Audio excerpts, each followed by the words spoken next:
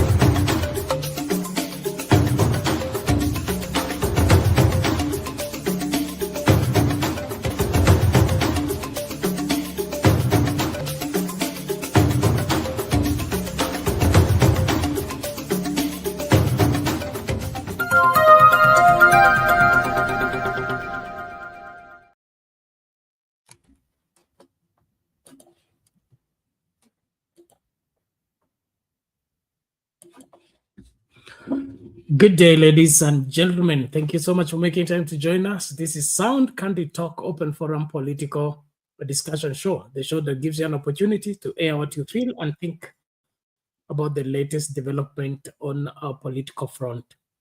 Well, a sad day in our country as lives are lost unnecessarily in the peaceful protests as Kenyans express their dissatisfaction by the current administration in their adducing of justice, as well as addressing issues that are hurting Kenyans. Families are mourning. People who are part of the protesters, others who are just on their way home, fell victim of bullets by the police during the protests. And afterwards, there are allegations of bodies heaped in places where we will be confirming those stories. But one thing is for sure, this country is out of joint. Things are not the way they are supposed to be. This is not how our country is managed, and this is not the way forward.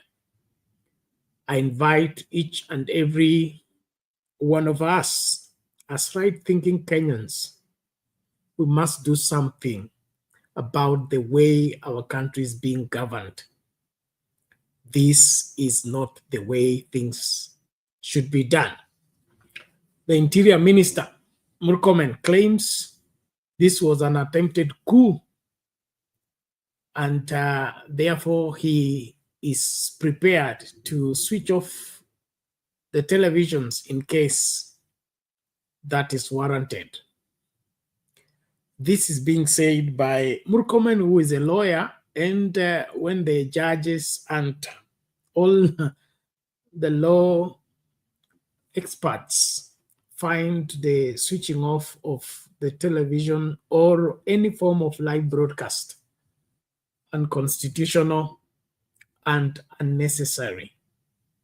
Kenyans are expressing themselves within the framework of their provision of the Constitution, and it is within all that should be done. The government, on its part, is supposed to maintain law and order.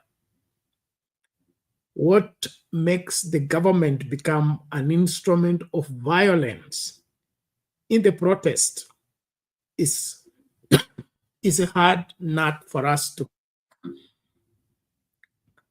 I don't know. I've tried to wrap my mind around it. I don't get it. I mean, there are better ways to handle this. We are losing too many lives over nothing. Yes, it's over nothing. I don't think anyone protesting or being around protest deserves to die. We don't need to lose the number of lives that we are losing because of protests. The government and all concerned parties must find an alternative way of dealing with the protests, or they should scrap it from the constitution. That is if they can.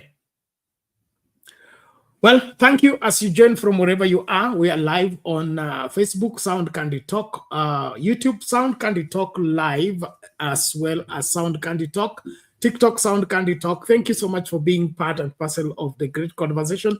Invite somebody as we start this conversation. Let's talk. Let's tell each other the truth. Let's remove the mask and face everything as it is. Something is wrong somewhere, and we need it fixed. This is not how it is done. Well, thank you so much. Here is the link for those who want to join into the discourse. Please be on the forefront to invite somebody, and let's look into this keenly. The rate at which we are losing lives is unimaginable, and the reasons behind it, inexplainable. Like I said, and I keep insisting, nobody needs to lose their life because of protests. The killings are just too much. What do we want to achieve? Which record do we want to break? The William Ruto administration must address these issues, and the rest of the political players. Where are you? What are you doing on this matter? The young people we are killing with every passing day is not going down well with this country and with this generation. If you want to address the rage of the young people and the rage of the Kenyan people, you better find a better way. Scaring Kenyans is not working. Killing them is not working. Find the way it should work. Thank you. Let's start with that story of protests turn chaotic and we end up losing lives again. More lives this time than we did last year. This is unacceptable.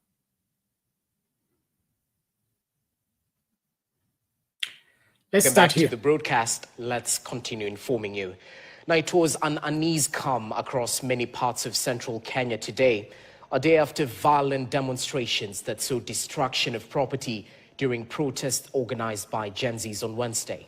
What began as a wave of peaceful calls for justice and reforms turned chaotic, leaving a trail of destruction, injuries, and loss of lives. At least 4 people have been confirmed dead in Nyeri County alone, and dozens injured, including police officers. Our reporter, Clement Masombo, has pieced together the aftermath of the chaos that unfolded across the central Kenya region. Take a look.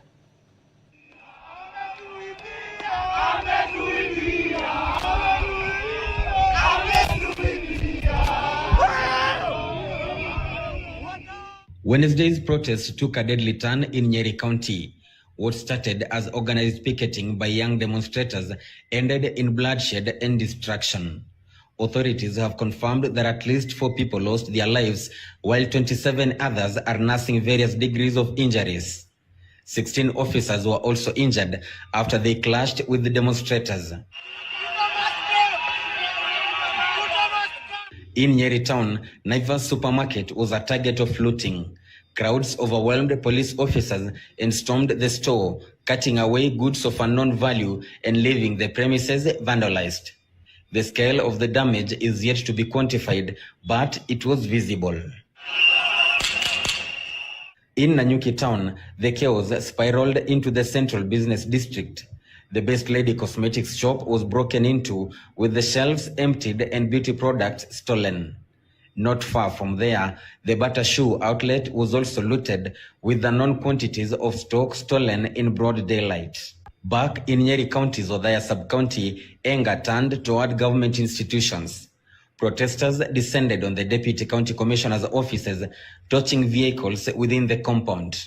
The protests, sparked by widespread dissatisfaction with the government leadership, appear to have evolved beyond peaceful demonstrations, raising concerns about the infiltration by criminal elements taking advantage of the unrest.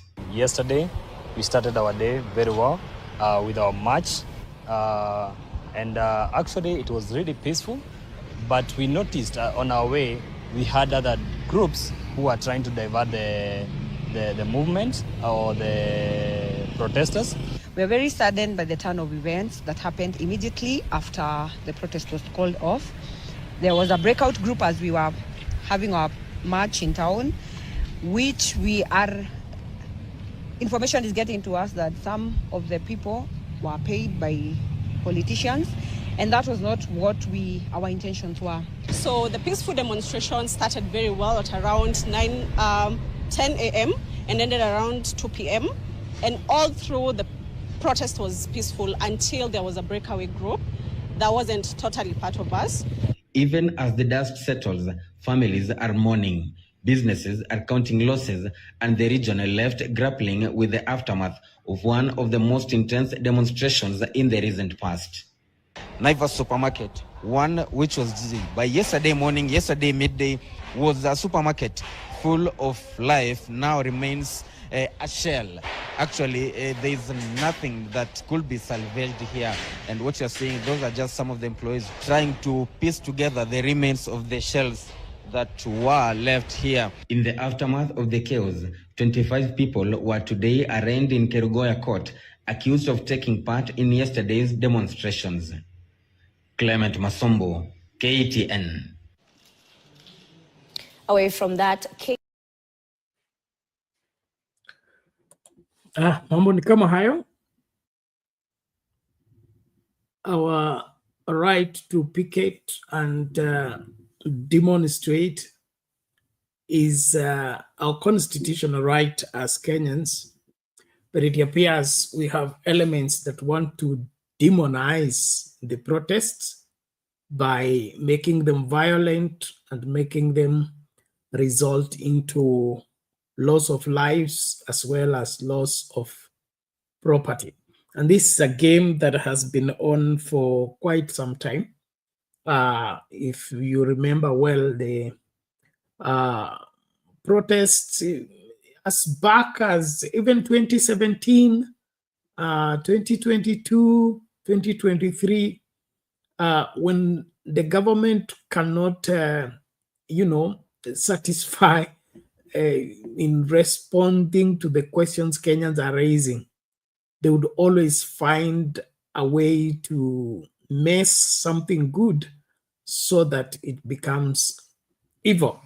And of course, to look for an excuse to get that kind of right to either be withdrawn or be banned.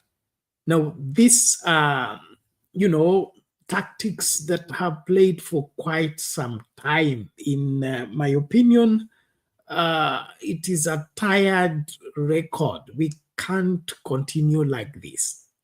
How does the government engage goons to stamp its authority? When did this government turn into or have a wing of goons as part of government?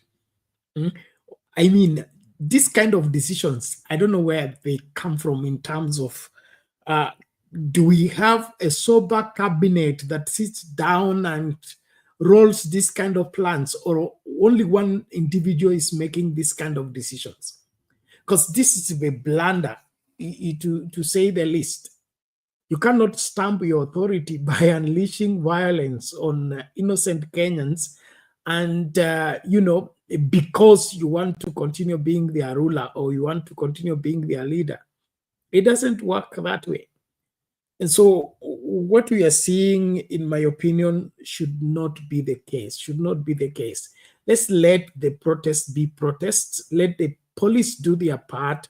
Let the government do their part, and not look for how to, make protests to be chaotic and resulting into unnecessary deaths. This is not what we bargained for. And As responsible people, we should by all means resist the attempt to mess up a great constitution like ours by trying to, introduce things that are not there. Kama serikali mmelemewa, mujusulu. It's that way, it's that simple. Because governing this country, I don't see where the difficulty. Like I've said before, Kenyans are not hard to please. Kenyans just need a government that is working for them and is seen working for them. Kenyans are not even expecting handouts from the government. Kenyans just want a conducive environment where they can find what they are looking for. And to facilitate that doesn't take rocket science. How do we have a cabinet of 22 ministers? We have almost 30 PSs and a whole parliament. I mean, can we come up with a means of addressing the issues Kenyans are talking about, other than going to hire goons and messing up people, killing others, as if you're caught unawares? Kenyans have been here, and these issues that are being, causing protests are not new. They have been part and parcel of our conversation. They have been part and parcel of the agitation. What was the reason for the Kenya Kwanza to get in power? I thought they got into power to address the things that were underlying in the previous administration. But it appears they didn't get in power to address those underlying issues. They got in power to start their own thing. Well, I don't know what your take is, but from where I sit, our country needs to be fixed, and that needs to be done very fast. These other excuses we are being treated to, especially by the government, are unacceptable. They are unforgivable. We can't be losing young lives just like that. And all of it because kuna wale ambaye kuna kenge lingine ama kundi lingine limejitolea nasema linalinda urais. We are protecting the president or protecting the presidency. From what? Who is threatening the presidency? Let Kenyans be served. Let Kenyans be, whatever they are agitating about, be looked into. And we find a lasting solution. But if we are going to allow the militia, wherever the goons and the other players to be part of the wing of the government, we are opening up something we'll never be able to stop. So as government officials, as well as generally Kenyans, let's look into this matter as a serious matter. I also don't want to buy into what is being, pushed right now as a tribal protest, or one tribe is the one that is protesting. That's what some bloggers are pushing, and it's very sad that I don't care where those young people come from. Losing one young person from whatever is too painful. It's too painful. And so those who are talking about tribe and it is their turn, let's forget that. This is our country, and we must be part of the solution, not part of the problem. The issues being raised by these protesters are valid. They are valid. They are valid, and they need to be looked into. Let's not pretend. The form of injustices that has been visited on Kenyans in successive administration, it's not hidden on anybody. It's in the public domain. So why should we pretend that there is no problem? Why should we pretend that there are no injustices? It's about time the government should own up responsibility and be able to address the matters being raised. This pretentious and looking like you want to be in power to stay in power and not use the power to do what Kenyans hired you to do. That is not the reason to be in power. So let's wake up. Let's talk. Appreciate all of you that are joining from wherever you are. Please, let's be on the forefront to invite each other and then, of course, participate into the discussion. The link to use to get in the studio is already in the comment section. Click on it. Allow Streamer to configure the camera as well as the audio. You will be in this space for us to get talking. I really want to hear what you think as a participant into this great conversation. I need all of us to voice out all this. And on that note, I can see Mama is here. Before she comes in, I just want to play this video so that we combine the two and be able to look at that. There's loss of lives and the lives that are being lost. It's painful that they're small kids, they're young people, they're the future. We are destroying the future. Why should we destroy the future for momentous comfort? Well, let's look at this. Ishara ni Pretty Janet.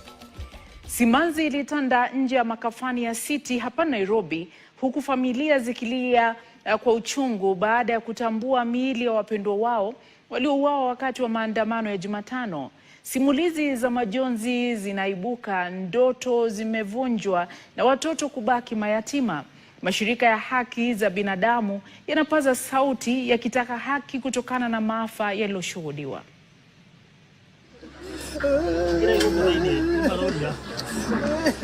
Uchungu wa kupoteza wapendwa wao na kilio cha haki vilitanda hewani katika makafani ya City hapa Nairobi Alhamisi. Familia zilipofika kuwatambua wapendwa wao waliodaiwa kuuawa wakati wa maandamano yaliyoikumba nchi nzima. Hawa Wangeshi anaomboleza kifo cha rafiki yake Moses Mwangi ambaye alikuwa dalali katika soko la Gikomba na mmoja wa familia za mitaani kutoka Majengo. Moses alijiunga na maandamano lakini hakurudi nyumbani. Alipoteza maisha yake huku maiti yake ikiwa na majeraha mabaya kichwani. Huo ndo tumejilia naye kwa street kuanzia nikiwa na 9 years mpaka nikuje nizae first born wangu. Huo ndo amenisaidia mpaka nikitaka kurepiwa town.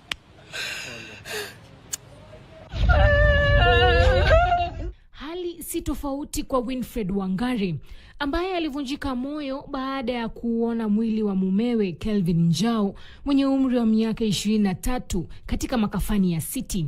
Kelvin, mjenzi wa barabara, aliondoka asubuhi kwenda kazini ila hakurudi. Alipokuwa anatoka kazini mnamo saa 11 jioni, anaripotiwa kupigwa risasi chini ya jicho lake la kushoto. David Mwangi, mjomba wake, anasema Kelvin amewacha watoto wawili wa miezi miwili na mwingine mwenye umri wa miaka 2 anayeishi na ugonjwa wa ubongo kutokomaa. Na kwa familia ya Ian Opongo mwenye umri wa miaka 17, huzuni ilitanda. Shangazi yake Fatima Makoha alieleza kuwa alipigwa risasi machoni akiwa maandamano mjini Rongai. Familia ikihofia kuwa huenda haki kwa kijana wao haitapatikana kamwe. Maana mwili ya mtoto wa ndugu yangu nimesikia uchungu. Nikiona hiyo picha venye alipigwa kama amejikunja hivyo ni kama alikuwa na stress kwa sababu alikuwa amejikunja hivi kama anakimbia. Hali si tofauti eneo la Molo ambapo familia ya Dennis Njuguna, mwanafunzi wa kidato cha 4 katika shule ya upili ya Njenga Karume, ikiomboleza baada ya kuripotiwa kupigwa risasi kwenye maandamano ya Jumatano alipokuwa kwenye mapumziko yake ya katikati wa muhula. Mashirika ya kutetea haki za binadamu yameripoti kuwa idadi ya waliofariki katika maandamano ya hapo jana yamefikia 15, wakitaka kuvunjiliwa mbali kwa idara ya polisi kabisa. So I think the police force that we have now cannot be reformed. And I think very soon we should be talking about disbanding a police force that has decided it will not listen completely. Ann Musungu, KTN, Nairobi. Poleni kwa msiba uliowafika. There you have it, ladies and gentlemen. Let's think seriously on this matter. We cannot continue like this. Mami, karibu. Hali vipi? Poa Penat, pole. Mambo mingi yamefanyika, haikuenda vile tulitarajia, na yale walikuwa naonyesha si vile imeonyeshana sasa. Maandamano ni haki kwa kila mtu na iko kwa katiba, na tumeambiwa watu wamepoteza wenzao, mali zimepotea, maofisi ya serikali, kotini, police station. Haya yote pia imekuja kwa sababu nyumba ya MP imekuja kwa sababu ya maandamano, na polisi wana haki ya kulinda watu, pia wameumia 300. Nao Penat, asubuhi ilikuwa ni kuweka maua alafu watu warudi nyumbani. Hatukukuwa tumeona hiyo looting imefanyika Nairobi. Tulikuwa tunaonyeshwa tu hiyo mbele, hatukujua kumbe imeaffect na Nairobi imeisha. Sawa na Nakuru, naona Kimani Ngonjiri ametokea vile Nakuru ilifanyika. Na nataka kushukuru sehemu mingi yenye vijana hawakutokea ama walitokea na hawakuharibu mali. So mambo ya Nairobi Penat imekuja na mambo mingi. Wakati ya maandamano ya ODM, for example, ile ya ODM ilikuwa inaitwa nini? Hiyo ya Azimio. Ni viongozi wenye, baba mwenyewe alikuanga ndani na viongozi. Na ilikuwa ni rahisi kucontrol vijana. Unakumbuka hata vijana wengine wakitaka kuipa masimu, walikuwa na chapwa wanarutisha. That one ilikuwa rahisi sana kucontrol. Ni polisi ilikuwa inawachapa, inawadispatch na wanaenda. Hii ya jana sasa ilikuwa ni vijana, na at least polisi wamejaribu. Si kama hiyo ingine yote imekuwa ikifanya. Ikifika mahali wamechapwa mpaka unaona vile imefanyika, at least they try, lakini haikufanya vizuri. Now, watu wenye wamepoteza mali yao wanasema serikali ingechunga. Hawa maaskari ni wangapi? Ya pili, wenye walisema vijana, kuna makanisa na watu wote walisema vijana wapatiwe uhuru waende maandamano na warudi nyumbani. But again Penat, tukisema serikali inakatalia kutoka ama Kasongo, why can't we wait for 5 years? Kwa sababu hii ya kusema atoke saa hiyo ni revolution. Kwa nini tusichukue kura na tujue, tujitahidi? Kwa sababu hakujiweka, walimchakua. Na wale watu wa opposition, Kalonzo, Matiangi, hiyo group ingine yote wa Munyoro, wherever, I don't want to talk about them. Hawakukait vijana CNC kwa sababu hao wamesema ni wakubwa ya CNC. Kwani hawa wangekait CNC kumwambia vile inatakikana? So kuna mambo mingi Penat.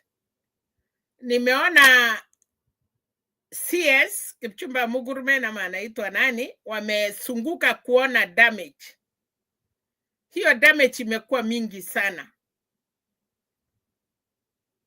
manyumba zimechomwa, mali za watu zimeporwa,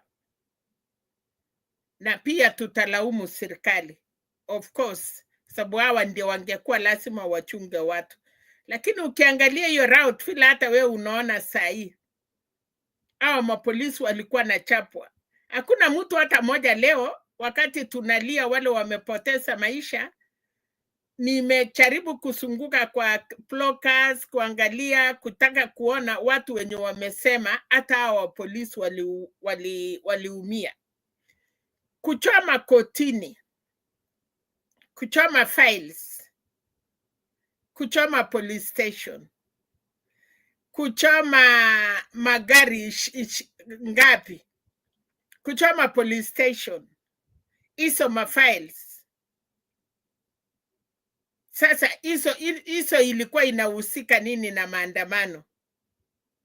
But tulikuwa tunaambiangwa kuna wale walisoea kung'oa redi na maandamano ilikuwa yao. So this time round, Bernard, hata kama hatutaki ukabila ama hatutaki, tunasema ukipanga, kuna ule mzee alisema ukishimba shimo usichimbe ikuwe mrefu sana, ukifikiria mtoto ya jirani ataingia. Akasema chimba karibu, hili mtoto yako akiingia upate kutoa. Hakukuwa mchinga, he knew wakati unapososana ukitarajia mtoto ya jirani ataingia ndani, pia ni kujua mtoto yako mwenyewe anaweza ingia. So tutafanya nini kama Wakenya? Yametendeka. Nimeona kuna wengine tena wamesema Sabasaba ni next month. Hiyo Sabasaba haikukuwa mambo ya CNC, na Sabasaba ilikuwa ni mambo ingine, ilikuwa tofauti. So how do we remove a government? Tunatoa government tukipita maandamano, tukienda mapenduzi, tunatoa government through election. How do we remove a government? Kwa sababu imefika mahali lazima tuambiane ukweli, Bernard. What do we do?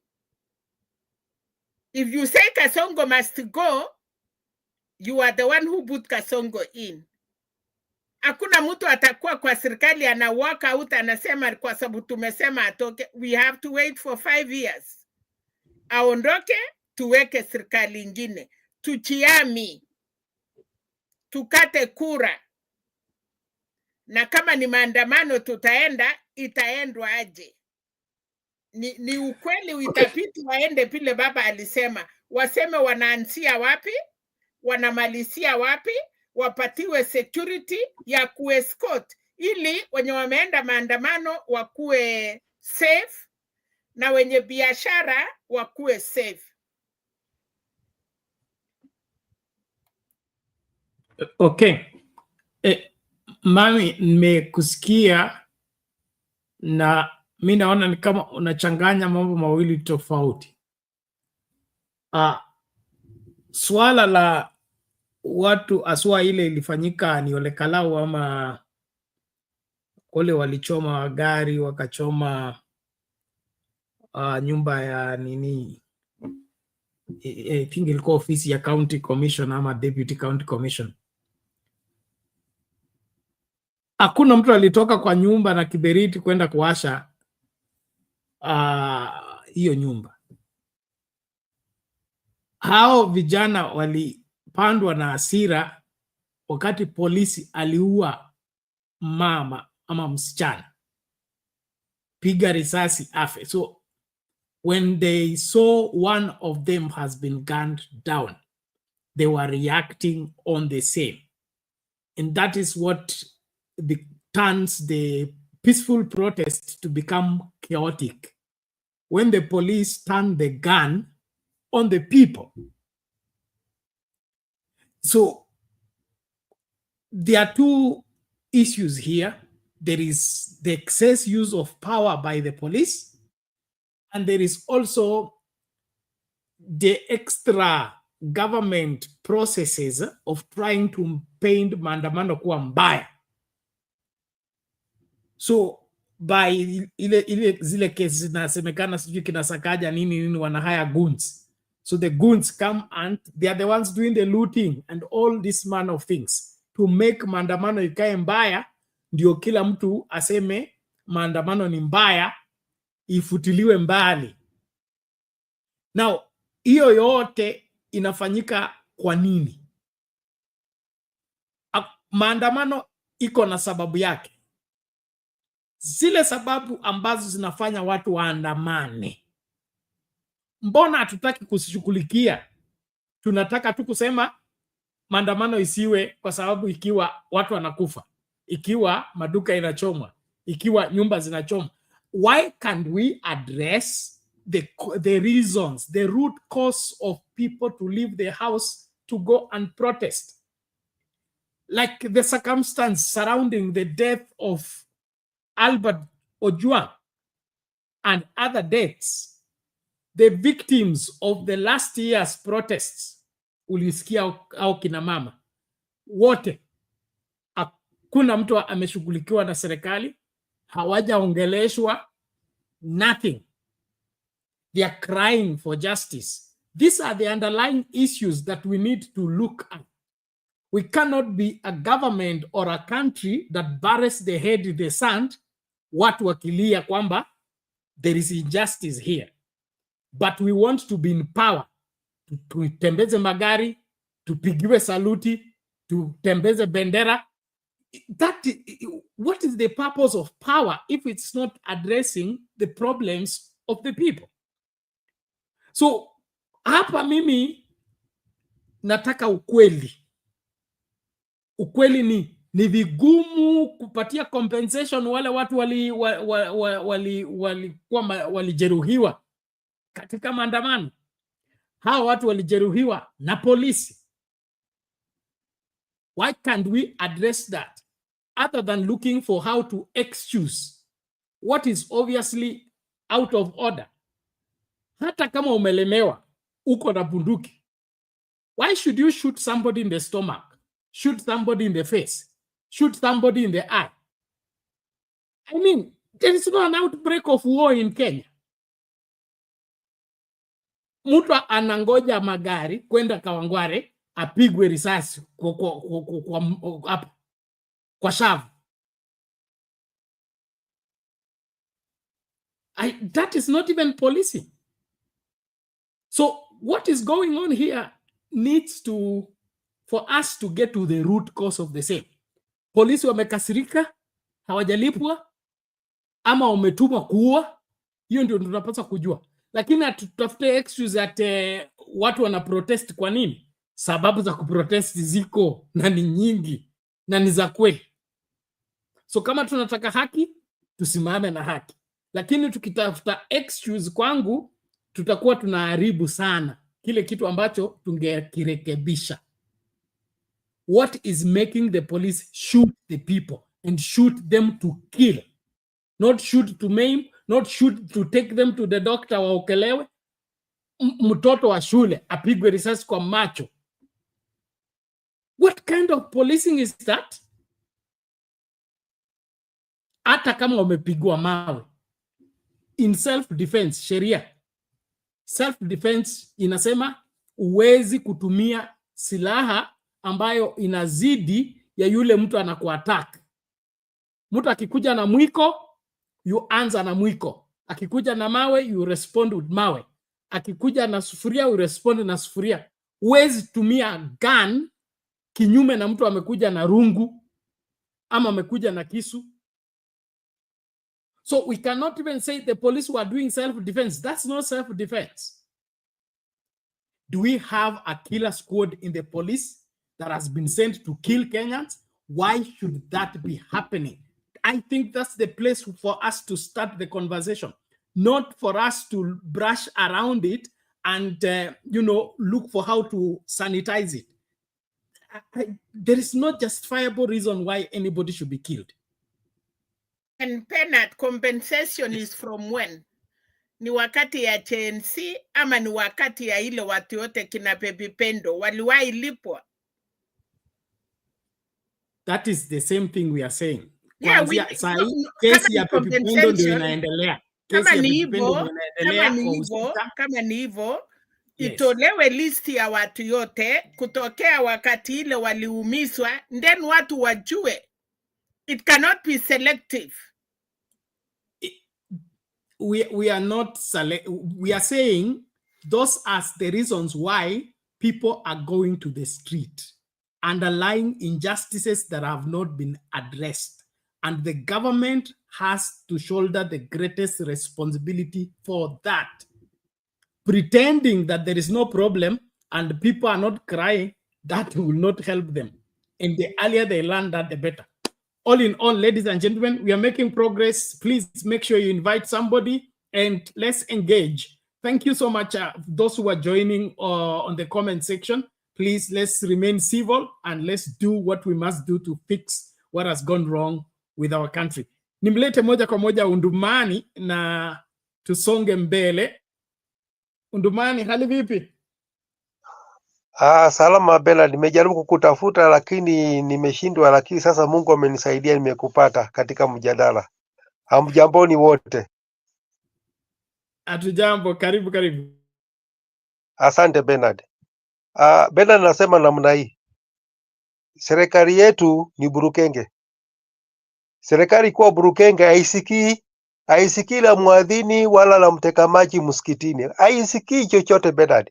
That's why Moi alisema yeye hakuna kiongozi hapa hakuna. Wakati ya Moi alikuwa anasema sioni hapa kiongozi. Odinga alikuwa, Ruto alikuwa, Saitoti alikuwa, Kibaki alikuwa, sijui nani alikuwa.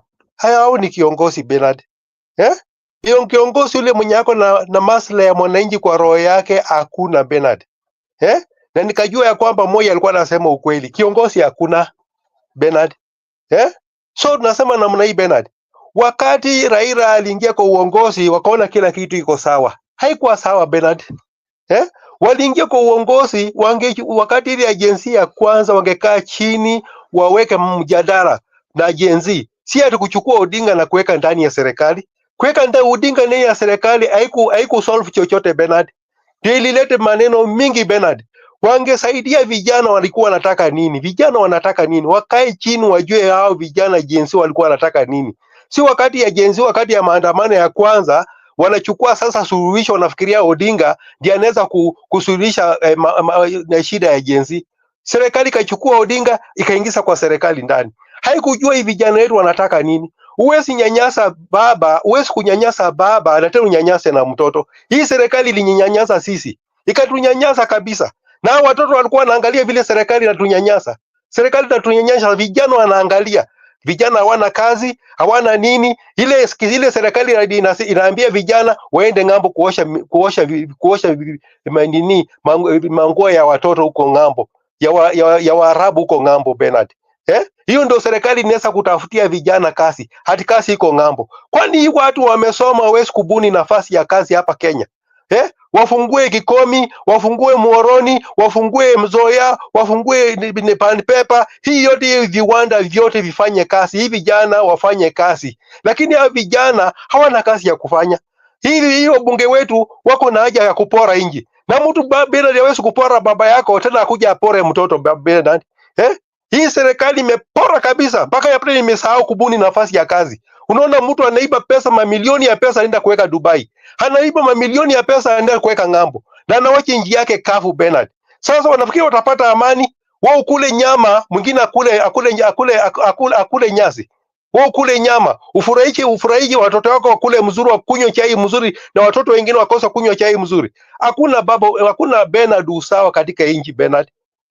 So hiyo serikali ilala usingizi ikafikiria kwamba sasa Odinga ata solve problem yote. Ikachukua Odinga ikaingiza katika serikali. Ikakosa kujua ya kwamba shida iko, wanafunika shida, wanafunika. Ni serikali ya kufunika Bernard. So ile kitu wanasema tu wazazi hao watoto wafunze hao watoto tabia. Hao ndio wana tabia Bernard. Kwanza hao ndio namba moja wafunzwe tabia Bernard. Wafunzwe tabia Bernard. Kwanza wajue kuishi na watu. Wajue kuishi na watu Bernard. Kwa sababu nitakana uchukue mtoto yako kama mtoto ya wengine Bernard. Usione mtoto yako si ni wa maana kuliko watoto ya wengine Bernard. Na wasitutishe Bernard. Vitu ya kututisha wakuwe na suluhisho. wasijipige kifua. Kujipiga kifua, wanajipiga kifua hadi sisi tufunze watoto wetu. Tufunza, kwani hao hawajui kufunza watoto yao Bernard? Hawajui kufunza watoto yao Bernard? Hii ni nchi ya Kenya, ni nchi yetu yote Bernard. Ni sisi, hii ni nchi yetu. Kila mtu atoshe kwa hii nchi Bernard. Si wengine watoshe, wengine wakosa kutosha Bernard. So wakae chini na jensi, wakae chini na vijana hawa, wasitishe vijana. The moment unatisha vijana ndio wanakuwa na mori ile ya kufanya kitu Bernard. Wakae chini na hao vijana, wajue vijana hao wanataka nini. Baada ya wajue vijana wanataka nini, wawape haki yao, wawape vijana haki yao, vile wanaompa watoto yao haki yao. Haki yao, watoto ya Ruto wako kwa kasi, wanamsumbua. Watoto ya Ruto wako kwa kasi, watoto ya Mudavadi wako kwa kasi, watoto ya speaker huyo anaitwa Wetangula wako kwa kasi Bernard. Wanafurahi na kuendesha magari kubwa kubwa, na watoto ya wengine. Hii inji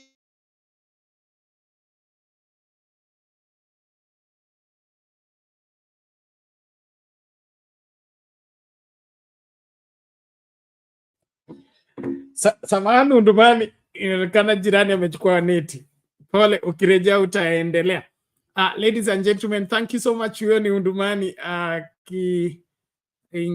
tarejea, mitambo yake imekwama.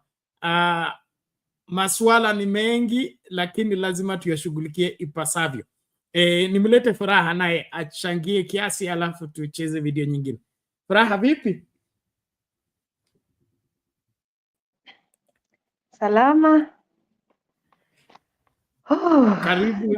Siku nyingi. Asante. Na siku mrefu jana na leo. Yeah, Black Wednesday. Some of us parents of millennials and the Gen Zs who are fighting on the streets, we have our hearts in our mouths.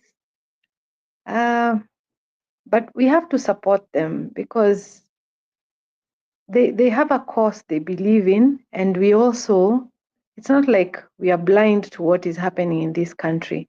You know, we are really bordering on a failed state. And you know, the maandamano was very successful. The challenge is trying to block these people from going to exercise what is their right. I remember on the eve of the maandamano, there was a young man at Jivanji Gardens where bunge la wananchi huwa wanakutana, and he said it is going to be a peaceful protest until the first tear gas canister. That is what is going to change the trajectory of the maandamano. Usually, if you watch it from when it began, from when those young men got into the street, preparing to get their numbers, so because of course a lot of roads were blocked, so wale wali manage kufika wakasubiri wenzao. The moment there began to be a build-up of numbers, so that now they can proceed to as planned, where they were supposed to have prayers, they're supposed to have songs. You know, people had written spoken word, things that they wanted to use to commemorate that day. And then for some reason, a policeman throws tear gas and chaos begins. Because why do you throw a tear gas canister when these people, you've blocked roads, you've put in your measures, you've put your razor wire so that they can't access parliament, and they are peaceful. If you look at those videos, if you're watching the videos up to almost going to 10, it's so peaceful. They're just gathering, the numbers are just coming in. And then there is tear gas canister. Police are the ones who mess up, you know, and they do it for a reason, the way you have just said. They do it so that it turns chaotic, so that they can tell us that Gen Zs or the people who plan demonstrations, usually they don't, or protests, they are not peaceful. They are peaceful until police interfere with the process. And then the other thing that concerns me a lot about the deaths, the killings, the mayhem.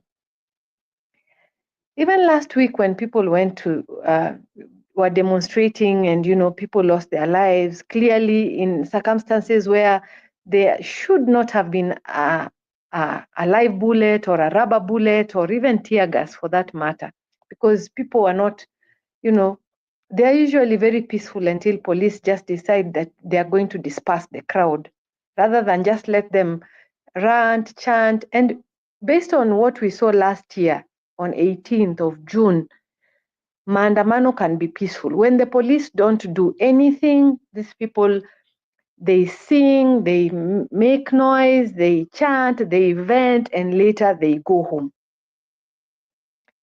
The interesting part that I wanted to bring out, every time there is mayhem, like what was down at Nyamakima, that went on for close to an hour, around 30 minutes to an hour, if you listen to the mamas who sell their wares on the street.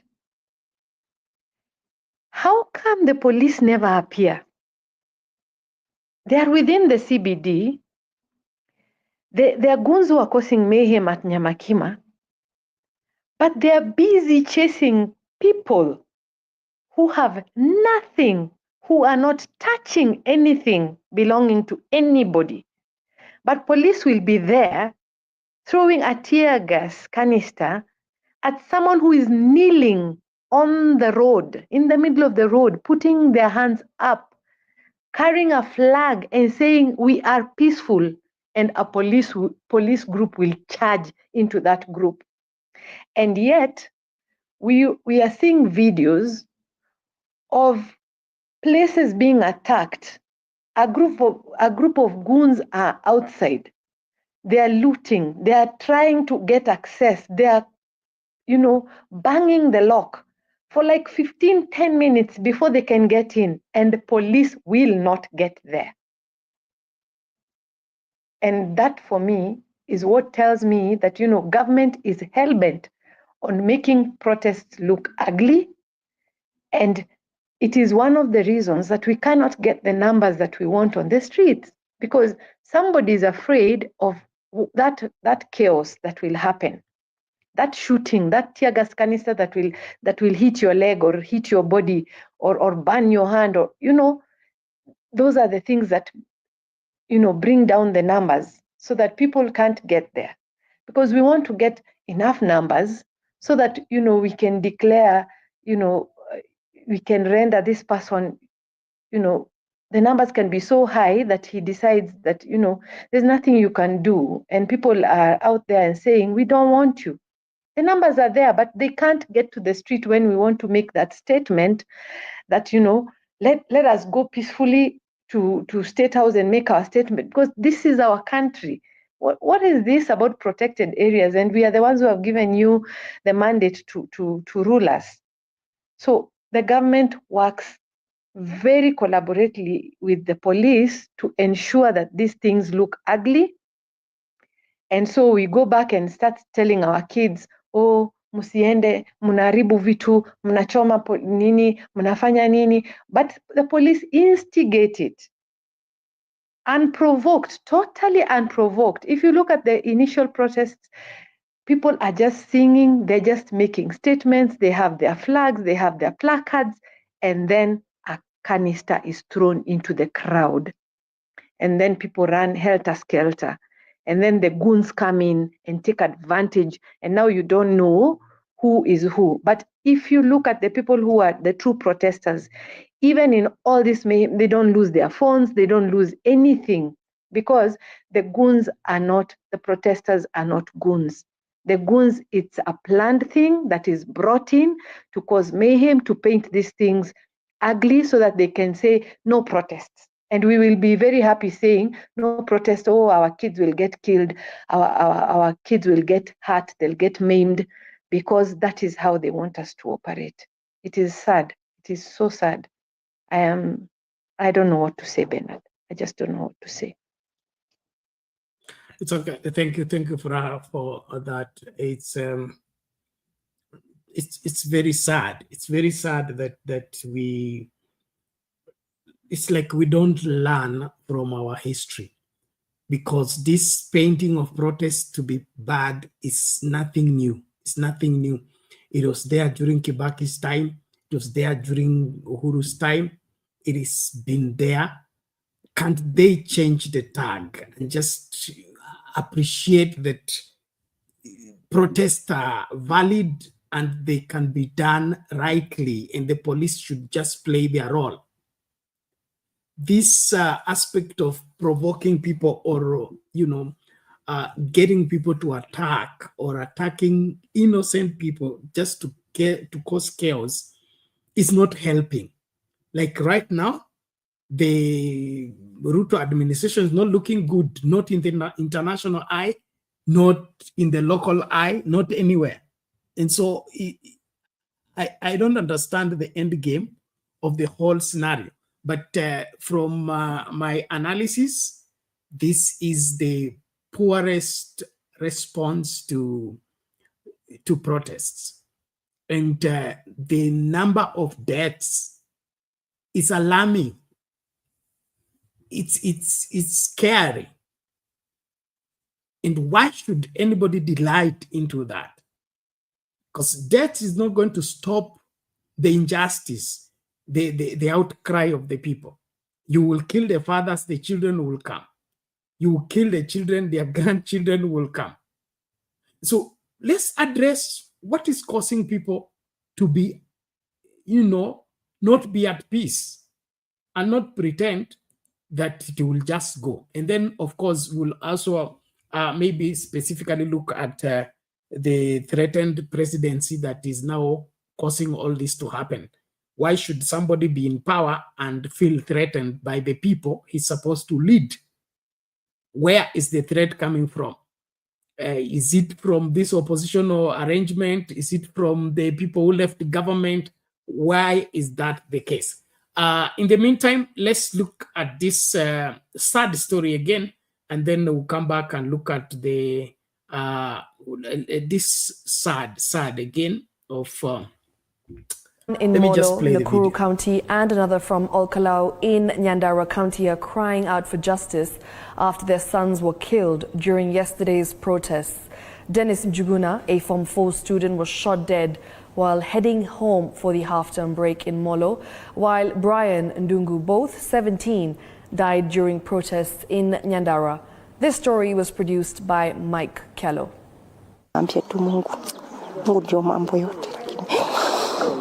Following the closure of schools for a short holiday, 17-year-old Dennis Njuguna, a Form 4 student, had gone to spend time at his brother's home in Molo Town, Nakuru County.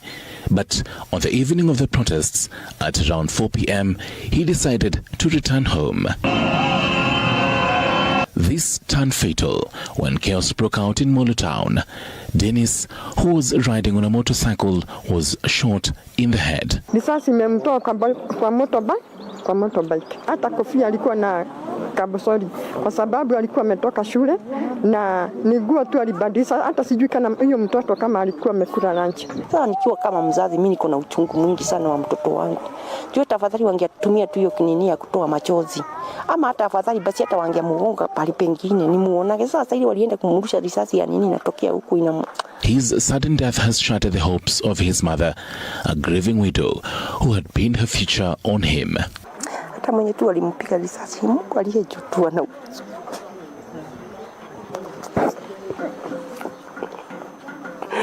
ako kalikuwa kalastable. Sasa ako kalikuwa na maono kalikuwa tu kwa kinyambia mama wewe usijali nikimaliza tatafuta mtu kibarua. Mungu atufanikishe nipate hata kazi. Hata kama niende tusaidia watoto wa sister yake. Ni baka lini wasasi watalia? Yaani president wetu hawezi akasikwa na huruma tu kwa sababu wa wasasi. In a separate tragedy, 17-year-old Brian Ndung'u, a passionate young photographer after completing high school, was killed during protests in Nyandarua County.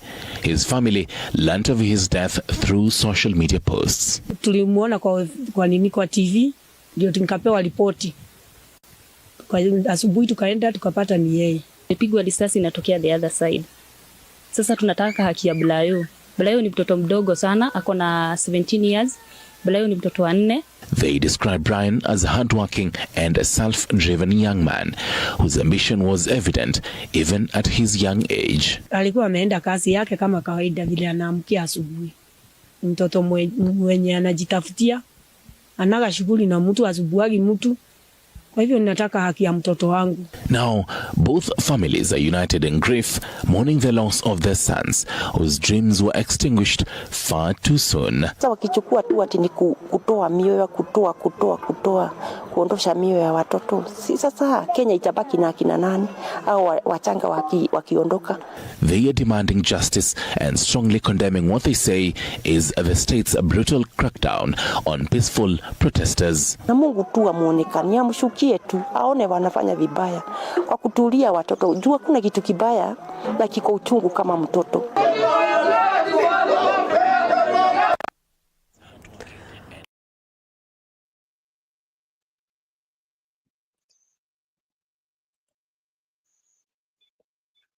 There you have it. Mami, you can weigh on Undumani, mute kwanza kidogo tu.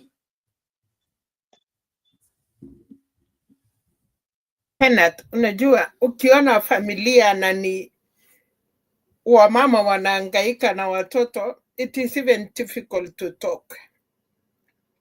17 years, hata kama ni mkubwa, loss alive is alive. Na akukonjeka, akukua. It has to be a way anyway.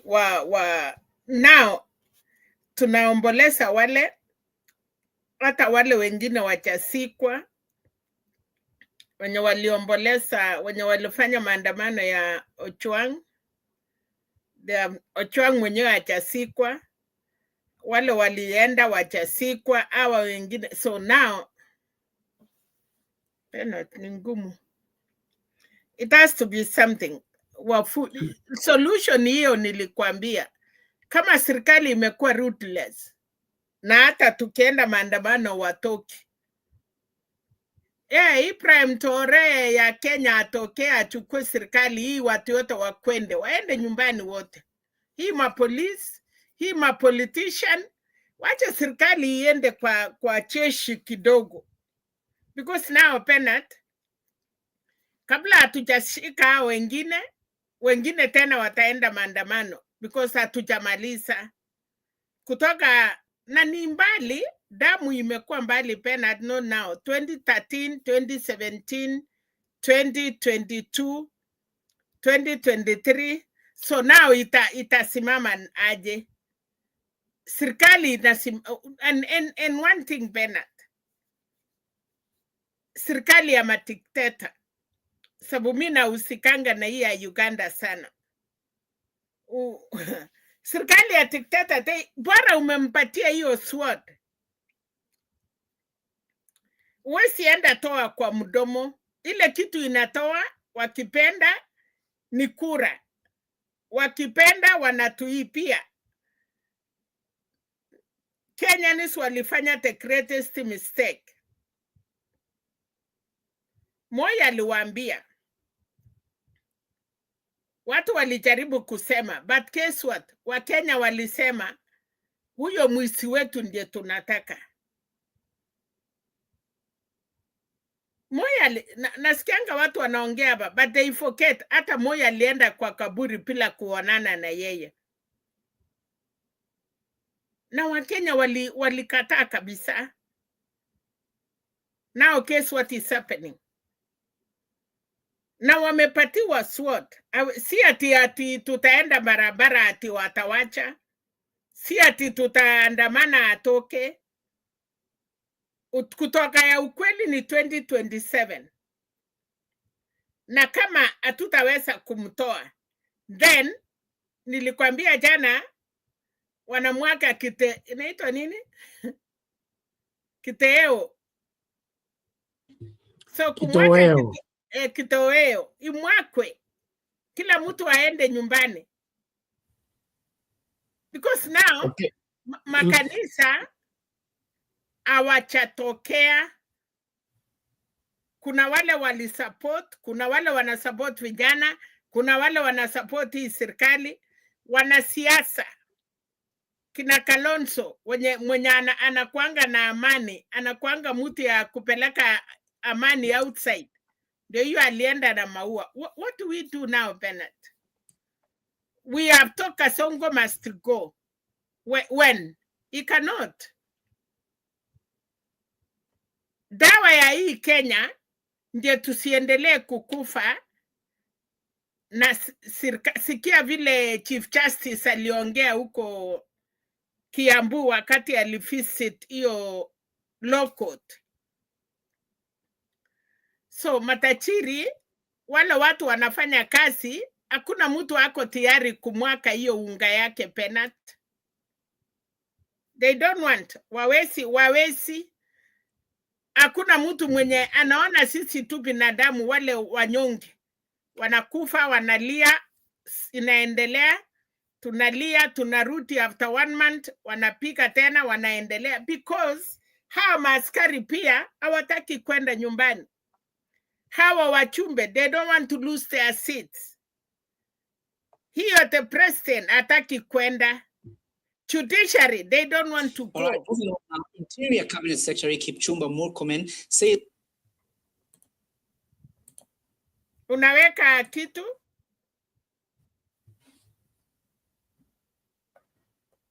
Bernard.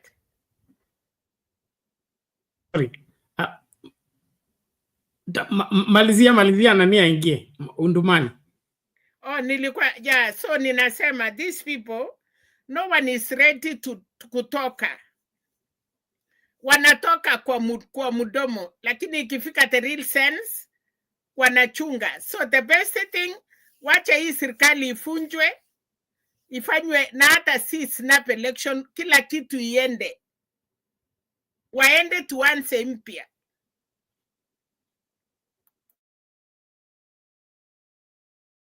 Sawa, asante. Undumani, ulikatiwa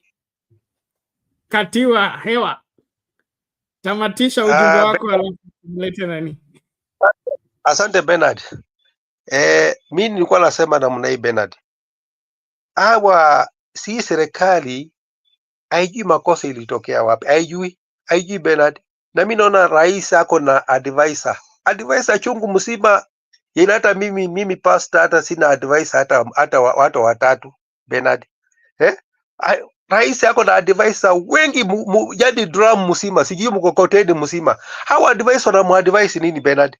Na hii serikali imejaa watu ya viburi, majivuno, kujipiga kifua Bernard. Hati wao wanatumia polisi kwa sababu kuna polisi Bernard. Mtu anakuwa na kiburi.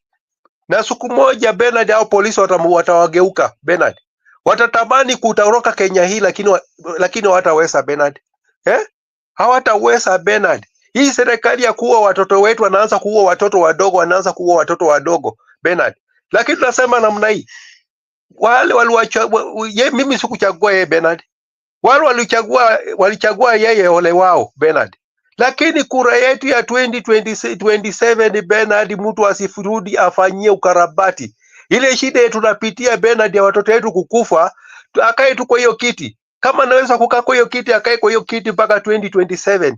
Lakini 2027 asifanye ukarabati. Ukarabati asifanye. Tusipate chepukati mwingine Bernard.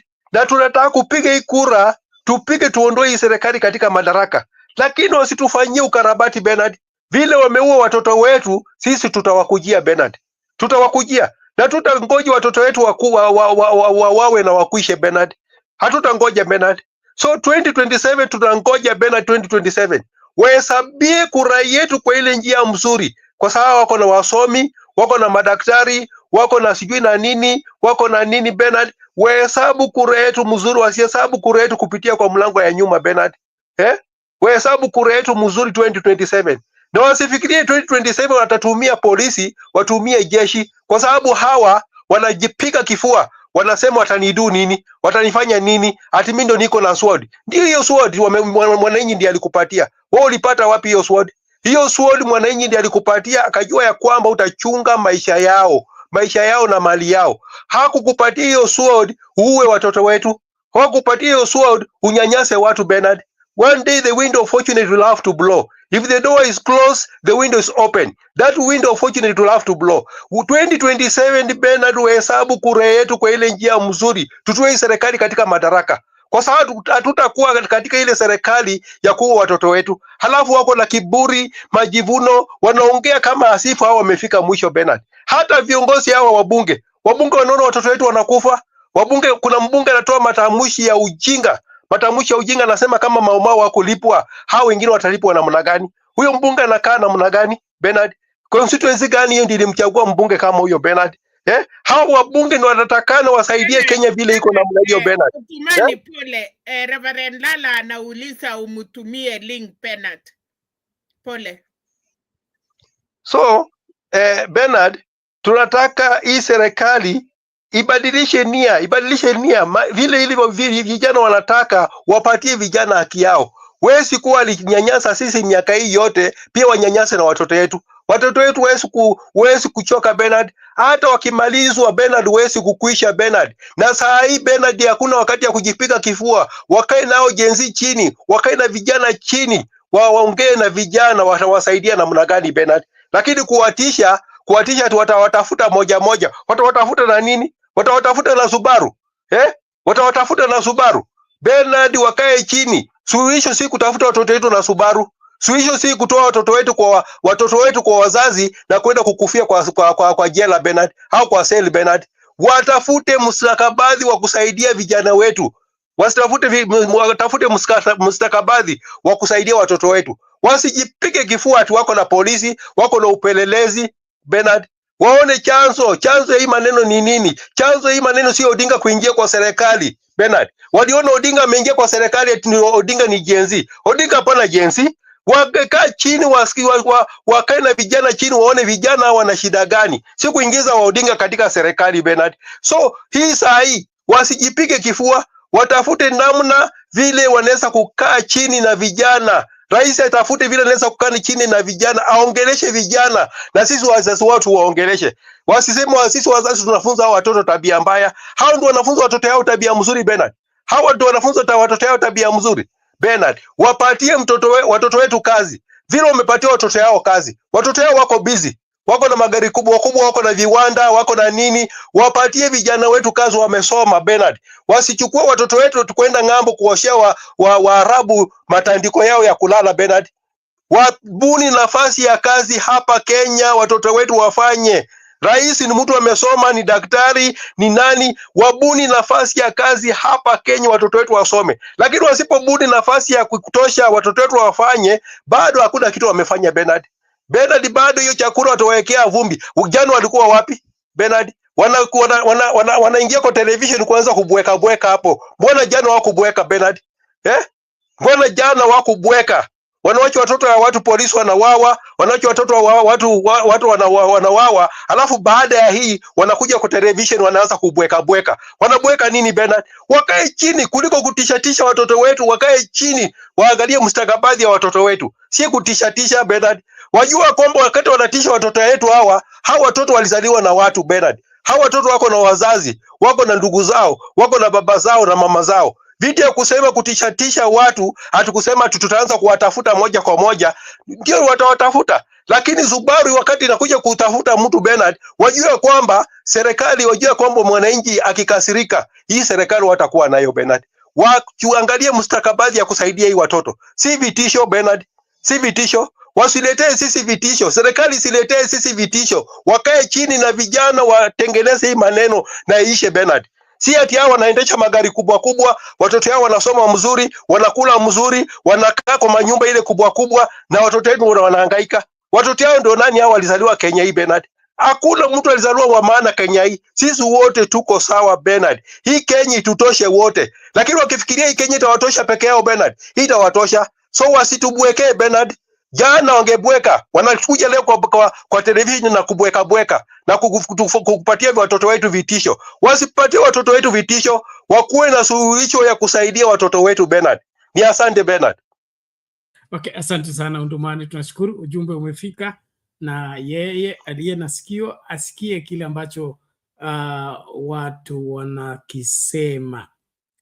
Uongozi wa nchi unahitaji hekima, unahitaji kushauriwa na unahitaji kusikiliza wale unaoongoza.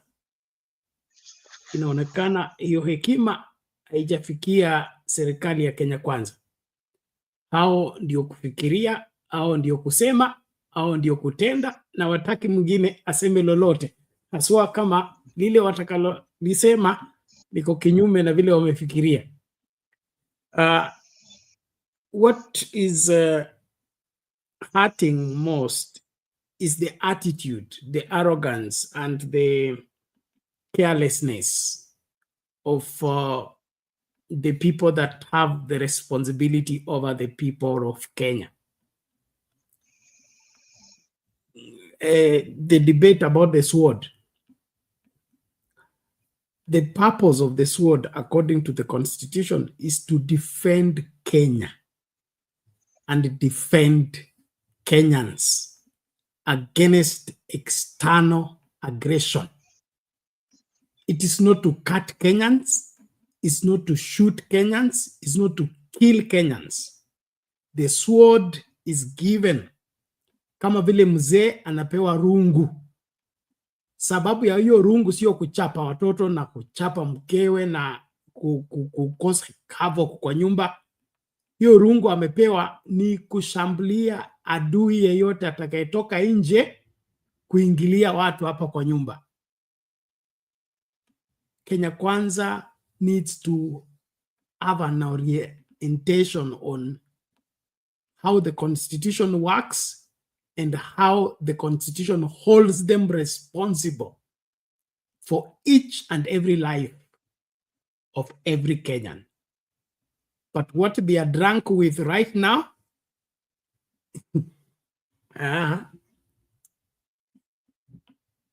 if they don't take their time, it will be too late for them.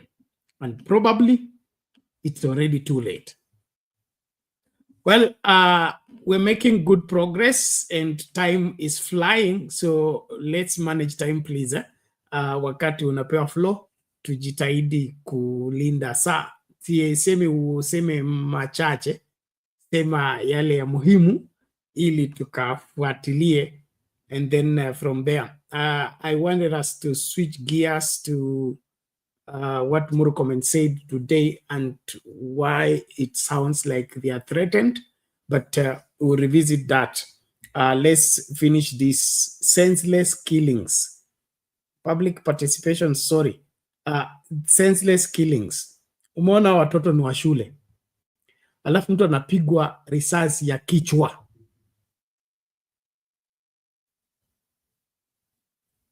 Mtoto wa shule, risasi ya kichwa. Does that even compute? This kind of killings only happen in an outbreak of a war. And then I don't think even that happens. So ni polisi yupi huyu anaona mtoto ni wa shule? You can tell who is under 18. It is clear. You don't need rocket science. Then you open your revolver and blow away their brains. Ati unalinda serikali? Mtaniambia. Public participation, karibu.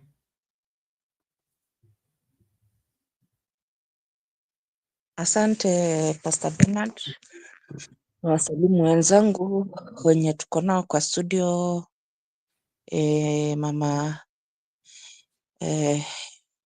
National Unity na Furaha Bad Ondumani, Pastor na Pastor Lala na salimu wote.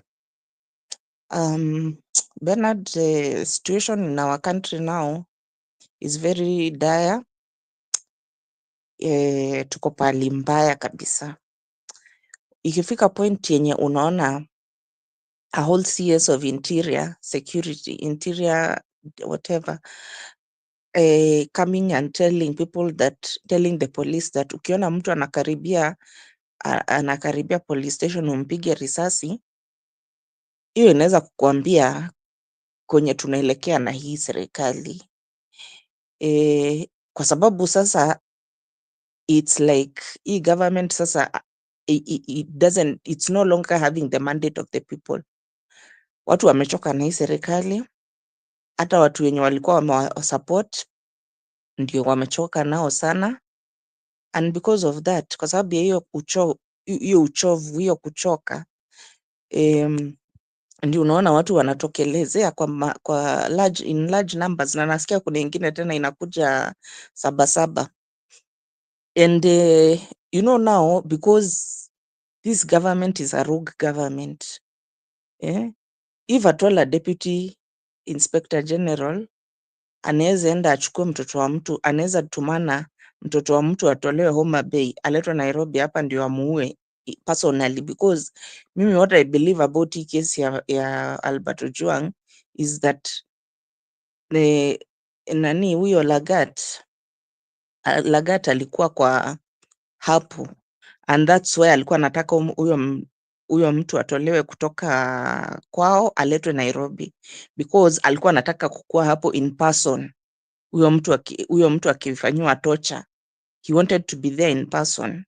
And I do believe that hata saizi watu wenye wako kwa hiyo walishikwa kwa hiyo maneno, they are not saying the truth which is there, they're just covering him. But me what I believe is that kama ni mauaji tu alikuwa anataka kumuua, angemulia huko mbali, ange need kumleta huko Nairobi, angemkidnap ama muabduct venye wanafanyanga, then mauaji na anatupwa kwa river Yala ama anatupwa kwa forest fulani pali hata patikana, unaona. Lakini hii kuletwa Nairobi ilikuwa na maana, alikuwa anataka kukutana naye ana kwa ana, and I do believe he met that guy at one point or the other one. So if those are the kind of people that we are having in the highest ranks of the police, mtu ana behave kama mafia. Hizo ni vitu zenye unaonanga mafia ama drug cartels wanafanya, drug lords. Drug lords mkikosana na yeye anakutumia watu, wanaenda wanakuchukua kwa nyumba yako, wanakuleta kwake, anakuua. So you can tell me now, because Kanja I understand ako karibu kuresign, ku retire, when we'll be having Lagat as the IG, won't he be picking people, sending, mkikosana naye ama umwandike anything negative kwa gazeti, anakutumanishia, unachukuliwa kwa nyumba, unaletwa kwa ofisi yake, anakushoot hapo kwa ofisi. So when we are having this kind of a gangsters, can we even trust them with our security really? Because sasa hii mambo ya goons, we were not seeing this thing of goons before.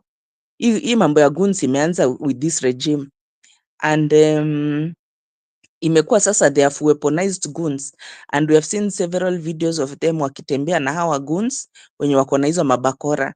Na hata kuna video yenye niliona ya leo jioni, watu walikuwa wanakimbizwa watoke town na well, I don't know ni GSU, but walikuwa na hizo mayonguo kama za GSU, alafu some of them walikuwa na guns, na wengine niliona video ya bus station hapo watu wanafukuzwa. Sasa hapo bus station walikuwa nafukuzwa. Sasa some of those people who are in uniform walikuwa na the same bakora kama ile yenye hawa magoons, because ukiona bakora ya polisi is very different than bakora hizi zenye hawa magoons wako nazo. But I saw bakora zenye wako nazo some of those police ni hizo za goons, na tumeona pia videos whereby they are escorting goons, na si ati ni saizi wameanza, hata the time when kulikuwa na shida Sondu walikuwa wana escort vijana wenye walikuwa na arrows na bows. Unaona tu police escort kwa gari, anawa escort wakitembea wakienda huko kupigana. Sasa can we be having such kind of a government which is more of a gangster organization? Because, and it's very unfortunate that tuliwarn Kenyans, tuliwawarn that you are dealing with a criminal, don't put him in the highest office in the land. Sasa ona, criminality has now become a modus operandi in this government.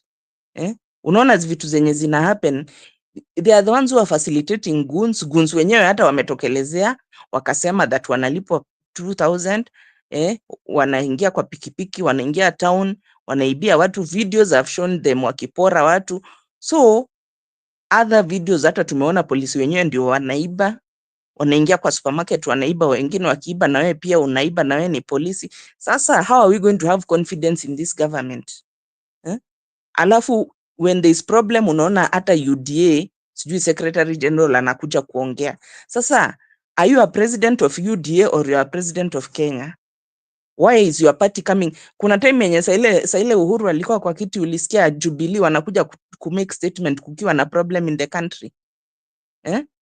You know, I don't know what is wrong with this, but anyway, me, I was not expecting anything good from this man. I can tell you for free. I never expected anything good from this man. There's nothing that surprises me about anything that Ruto anafanya.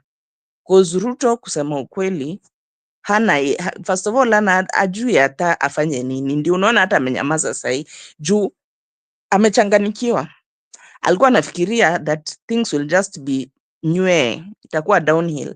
Sasa venye ameona watu wamesimama against him and they are not even scared of losing their lives, kwa sababu hao majenzi ukiona walikuwa wameanza hata kutuma messages za M-Pesa kwa huyo msichana mwenye anakuanga kwa mochari anaitwa Mwangangi, anafanya kazi kwa mochari, na wengine wakafanya hata ile nini ya ile sijui inaitwa eulogy.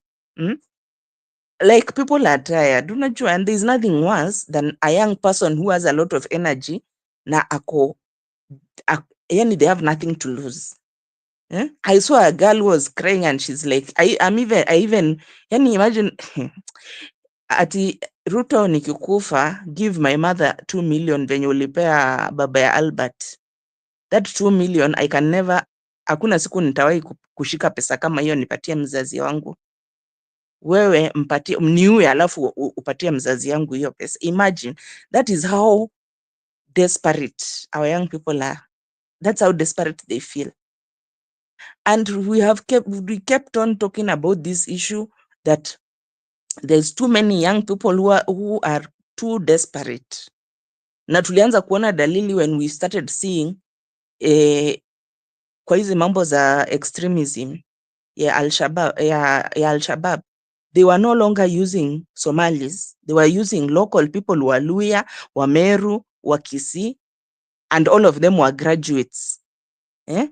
All of them. Hata kuna mmoja Mmeru mwenye babake hata anafanya kazi KDF na ameingia kwa Al-Shabaab because of desperate. You know, there's nothing worse than a young person who is desperate. That's a very dangerous person to you. Sasa Ruto badala afikirie how can he be able to help these young people? How can he be able to help this? All what he's doing ni kuwaua and threatening them.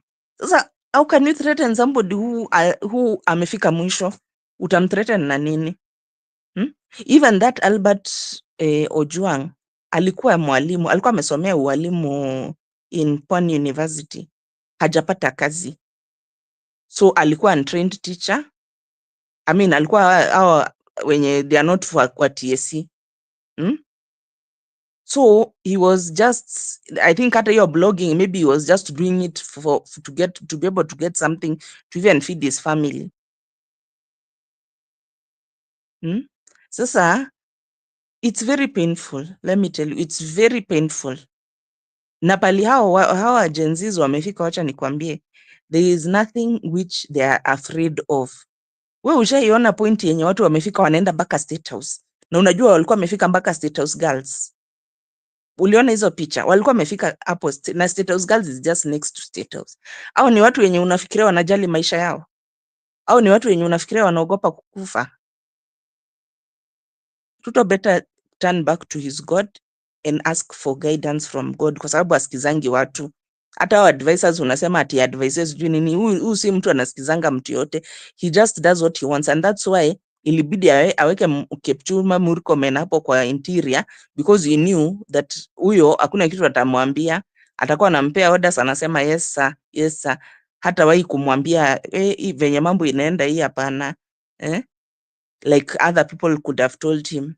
That's why aliweka Murkomen hapo, na unaona venye Murkomen ana behave, because how can you can see it has gotten to a point whereby enmity, uliona ule mama askari mwenye alipigwa, yani I just saw it, I was like, oh Jesus.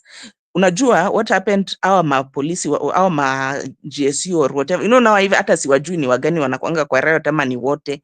Sasa walikuwa nafukuzana na a group, then wakakuta hii group yenye nafukuzwa wakakutana na wengine ile side na wakakuwa wengi, so wakaanza kufukuza hawa sasa wanawarudisha. So venye waliona crowd imekuwa mingi, wakaanza kutoroka. Sasa polisi akaanza kutoroka. Sasa because there was a lady who was there na alikuwa mkubwa kidogo, wanaume wakaweza kutoroka, yeye akashindwa kukimbia, au vijana wakakimbia waka catch up na yeye, wakampiga mateke, wakampiga na kuna mmoja hata alichukua, I think hata walikuwa wanataka kumuua. By the way, huyo mama I don't even know what state she's in, because hasira yenye walikuwa wanampiga nayo, I was like, oh God. Mpaka wanachukua, yani unajua ile mob justice yenye unaonanga mob justice, that's how they were doing to her. Wanainua mawe, wanamtupia kwa kichwa, wanamkanyanga na mguu, yani hasira, unaona hasira. Sasa alafu Murkomen sasa, instead of seeing that Kenyans wamefika mwisho na polisi, and there are only 33,000 policemen and women in this country, and there are millions of young people, anafikiria that those 33,000, one policeman is to 17,000 Kenyans. Can they be able, wakijitolea tu kabisa waseme sasa, like kama saizi ni police station wanachoma, hata leo wamechoma, sijui ni Nyandarua ama ni wapi, wamechoma police station. Does he understand that hao watu wakiamua wanaweza choma all the police stations which are in this country, na hakuna kwenye na there is nothing they will do? Sasa instead of him fostering good relationship, and of course mtu mwenye ameleta uhasama between polisi na raia, it is the police who started mambo ya kuua mauaji yenye wanashindanga wakiua watu every time when this protest. There are other countries like US, ile time kulikuwa na shida ya George Floyd, ni watu wangapi waliuliwa na polisi? There was almost nobody. Casualties pengine walikuwa mambo zingine, lakini polisi, they were not killing people. Why is it that in Kenya that if we are having a protest, people always have to be killed? Sasa tunaona cases zingine whereby some people are even inside the house. Kuna mtu mwenye nimeona alikuwa kwa gym, sasa because I don't know whether they are shooting randomly ama how do they shoot, bullet ikapita kwa hiyo metal, hiyo mlango ya metal, ikaingia na ikampata kwa shingo, na alikuwa ndani. He was not outside, alikuwa ndani ya nyumba, ndani ya building. So this police, hii mambo ya kutumia, because saizi akituambia on his statement that can you shun violence, how are we supposed to shun violence? Who is enda kwa hizo maiti zote zenye ziko kwa mochari, all of them 100% wako na bullet wounds. So who is instigating violence in Kenya? Is it ni raia ndio anatakana shun violence ama ni polisi? Polisi wana shoot randomly. So many times umesikia watu wako kama ule msichana alikuwa anaitwa Mora, she was inside the house. So how did the bullet end up killing her? So this extreme violence yenye iko kwa polisi ndio inatuletea hii shida yote yenye tuko nayo. The violence which you are seeing is watu wamefika mwisho. Watu wako na shida, watu wako na njaa, watu waona hope, watu waoni future yote, watu wamesoma, watu pesa yote yenye walikuwa nayo they have channeled into education and everything, and then on top of that sasa you are killing them, you are antagonizing them. Unawaambia mkijaribu kuja, if somebody akijaribu kuja karibu na petrol na police station, piga risasi. Is that hata kwa policing policing najua wanakuanga na mikakati yao. Is that how to approach the citizens? Is that how to deal with your citizens in your country? You have to have a cooperative, kwa sababu you are a minority and your people, na muishi kwa mbinguni, munaishi hapa na hawa raia. You marry them, you interact with them in one way or another one. If these people sit down and plan for you the way they will finish you, I'm telling you. Na hawa watu pali wanaenda, you know they are tracking you with camera. Wanaona ni huyu. Kama ule mwenye alishoot kijana kwa ule kijana wa kuuza mask kwa kichwa. They can track you up to pali unaishi na everything.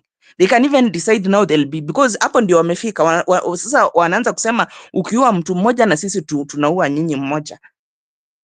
Tutaishi aje? Isn't that a recipe for disaster? Sasa badala Kipchumba Murkomen akuje with a reconciliatory that can we sit down, can we dialogue, can we cool down temperatures? He wants now to be arrogant. He wants now to make it hot. He wants, saizi nimekwambia leo jioni town watu walikuwa nafukuzwa wakipigwa na viboko. Watu wametoka kazini, wameenda kwa bus station hapo kupanda gari. You are harassing them. You are just harassing them, innocent people. Sasa, what do you want? Because by the way, pali mambo imefika sahi, I'll not be surprised at anything happening in this country because things are bad. Things are bad. Things are very bad. Now, kwanza, the first thing Ruto should do ni kutoa Murkomen kwa hiyo department with immediate effect. That is the worst person. That is kama kuweka Oscar Sudi hapo. Atoe sycophant, ailete mtu sober, mtu calm, mtu mwenye anaweza cool temperatures. Because hizi paliko, I can tell you, and there's another one which is coming on Sabasaba, July 7th. Things will be worse if these temperatures are not going to be cooled down very fast. Thank you, Pastor Bernard. Thank you, public participation. We appreciate that. And as we continue, ladies and gentlemen, let's remain vigilant. We will save this country, but it will take everybody's input. Ndung'u talked about Ruto and his advisors, and he has 50 of them or something. So that's in the paper. Before Lala comes in, I just want to. This was I saw this with Kumekucha, so I thought Kumekucha is the one who made it, but this is where the whole problem lies. Lala, you can look at that picture. That's President Ruto on phone. He calls during Gen Z protest, attending funeral in Cliffy. Yuko kwa matanga ya mazishi ya marehemu babake Kilifi governor anaitwa Mng'aro, lakini ako kwa simu. Nafikiria hiyo ndio simu ilisema zima TV. Vijana wamefika wapi? Fanya vile tumesema.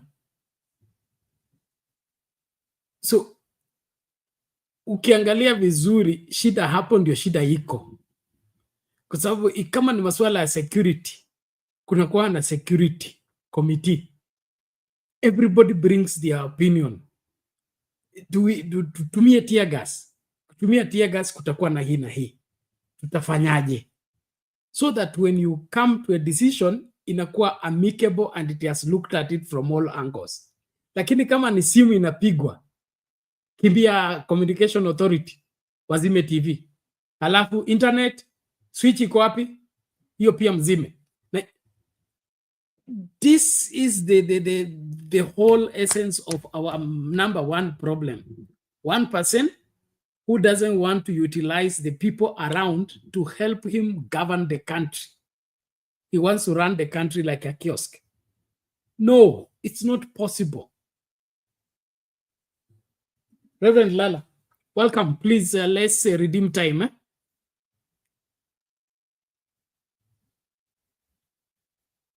Lala, are you there?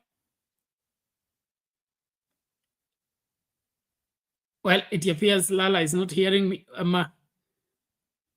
unmute. Okay, let me just make official communication there as he comes. One, we are all aware Reverend Lala lost the mom, and the burial is slotted on the 11th of July in Homa Bay. There is a WhatsApp group where we can participate by making our contribution and support those funeral expenses. So I've shared the link of that WhatsApp group on our WhatsApp group of Sound Candy Talk, and I've also shared it on the comment section. So please, we are not having a direct contribution as Sound Candy Talk. We just want you to join the one WhatsApp group for the family and make your contribution and participate into helping out in the send-off of the mother to Reverend Lal. So tafadhali, let's heed that call. Let me just, I'll share, the link is here. Mama Lala send-off link. So you click on the link, itakupeleka kwa WhatsApp group, join, then kuna namba hapo ile ya kutuma mchango wako. Send directly kwa hiyo number. Don't send through any other number, please. Let's put everything together directly to the family. And I believe that is in order. That is how they have arranged it to be. Different from the way we do the other whatever programs. I want to encourage as many as possible to do that. You know, Reverend Lala is a resource person here. He's been with us all along and stood with us through thick and thin. Let's stand with him, support him, even in this trying time. Very vital. Thank you very much. Secondly, yesterday I said I need $50 to pay for the what is it called? StreamYard. StreamYard is every 30 days we pay $50 to keep the app running. So we are already closing in. It's supposed to be renewed by the 16th of the month. Leonilin, 27th. So we are late. So nataka hiyo $50 kabla hii show ifungwe, ndio kesho tusifungiwe, tuanze kupigiana simu na kutafutana. I don't think that is something that will warrant that. So tafadhali, you know how to send your contribution to support Sound Candy Talk. So tafadhali, tufanye hivyo vile huwa tunafanya. I'm being tempted kutumia lugha ya shadi. Cheza kama wewe. Okay. So those are the details. You either use the till number 516575 or you use my M-Pesa line +2547184545585. Bernard is the name. So nasubiri hiyo $50 tulipe niweke kwa kadi ikachukuliwe, sisi tuendelee na mazungumzo.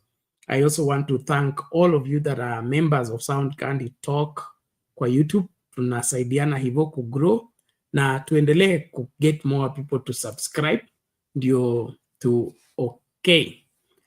Lala is traveling, so he may not be able to speak, but you know the purpose he's traveling. So let us join that WhatsApp group. Let's participate. Unfortunately, I don't know how to, I don't have how to monitor whether we are responding or not. So I'll just use the faith of tunasikia, tunatenda, na Mungu anatusaidia. Asante lakini. So that means, Lala, you can't speak, you are on transit?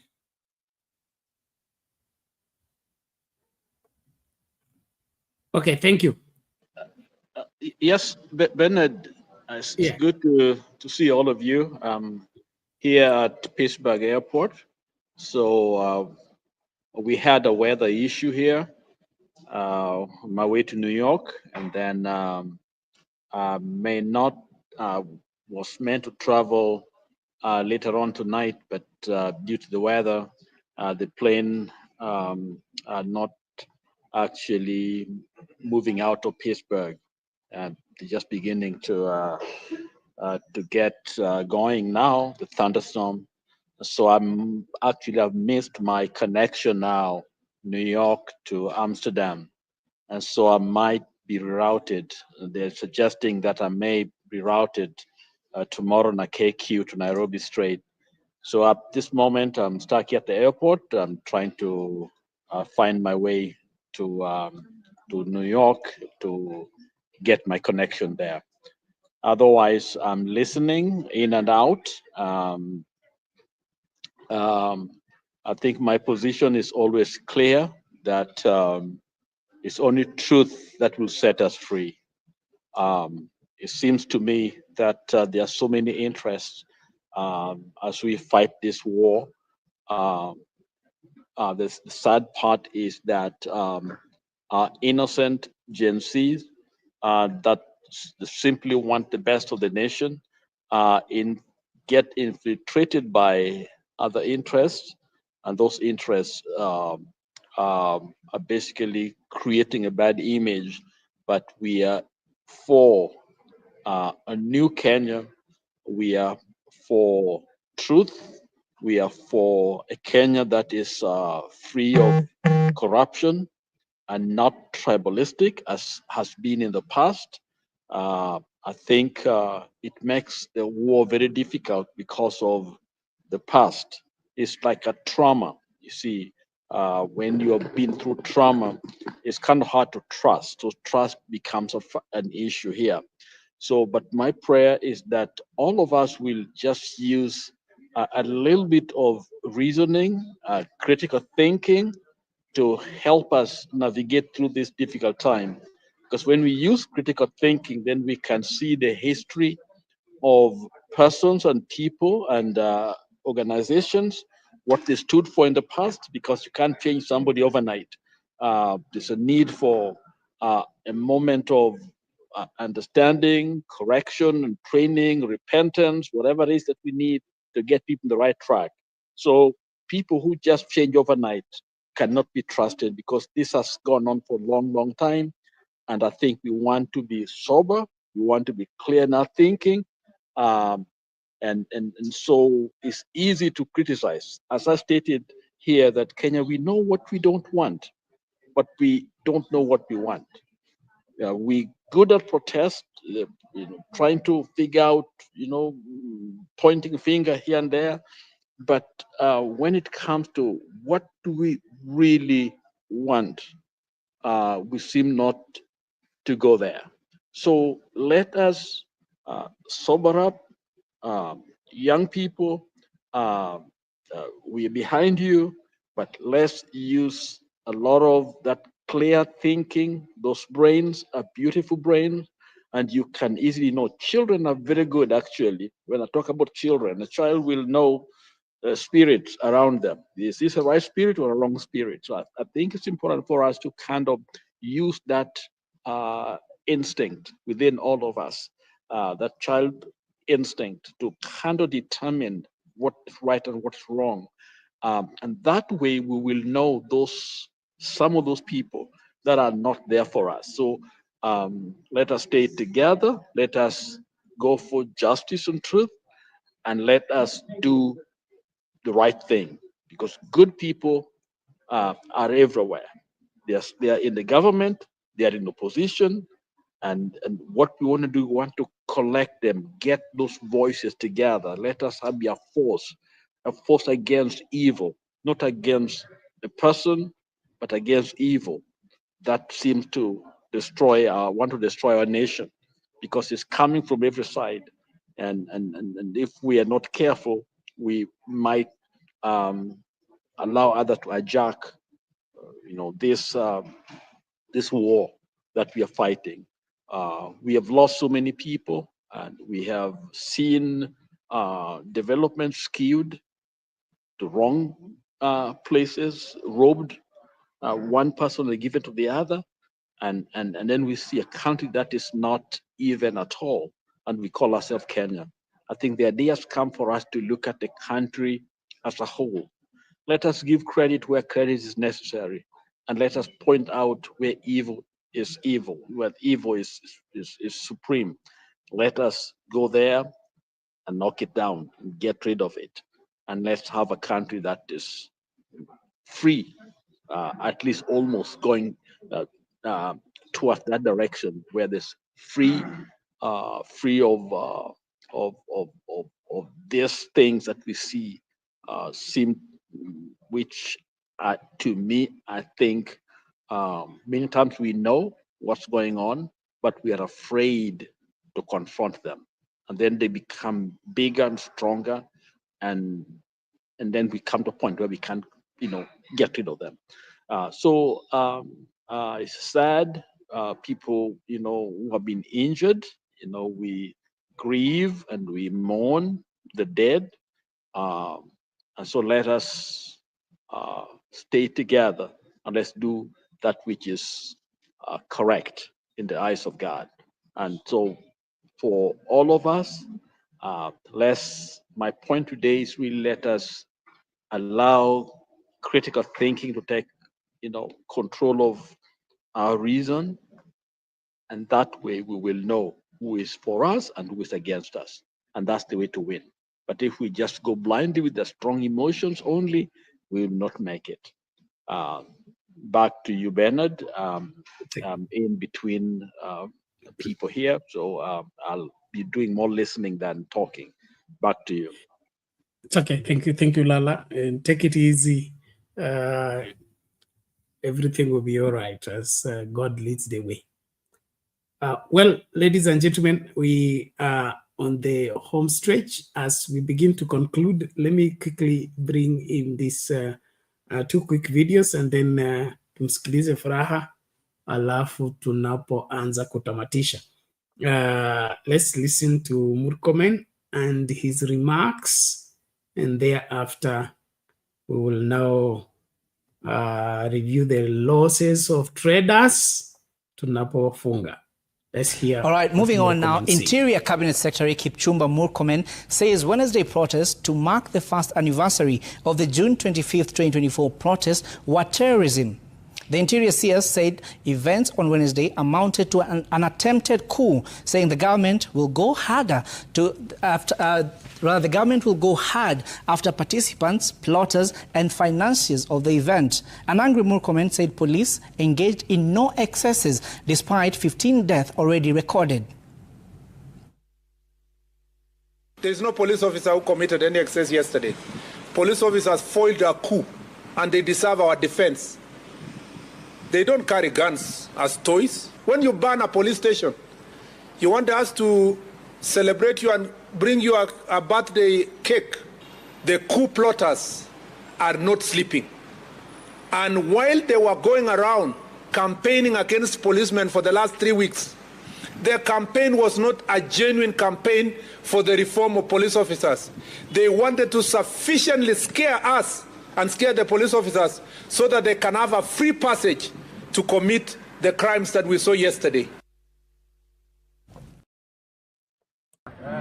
Ile shida yenye inafanya hata polisi za ingine ipige wakora risasi ni kwa sababu wanashikwa, wanaenda, wanarudi, wanakuja kuchekelea polisi kuambia sasa tulifika wapi, hakuna penye tunaenda. Ni kweli? Na tumeambia polisi mtu yoyote mwenye atakaribia police station piga yeye risasi.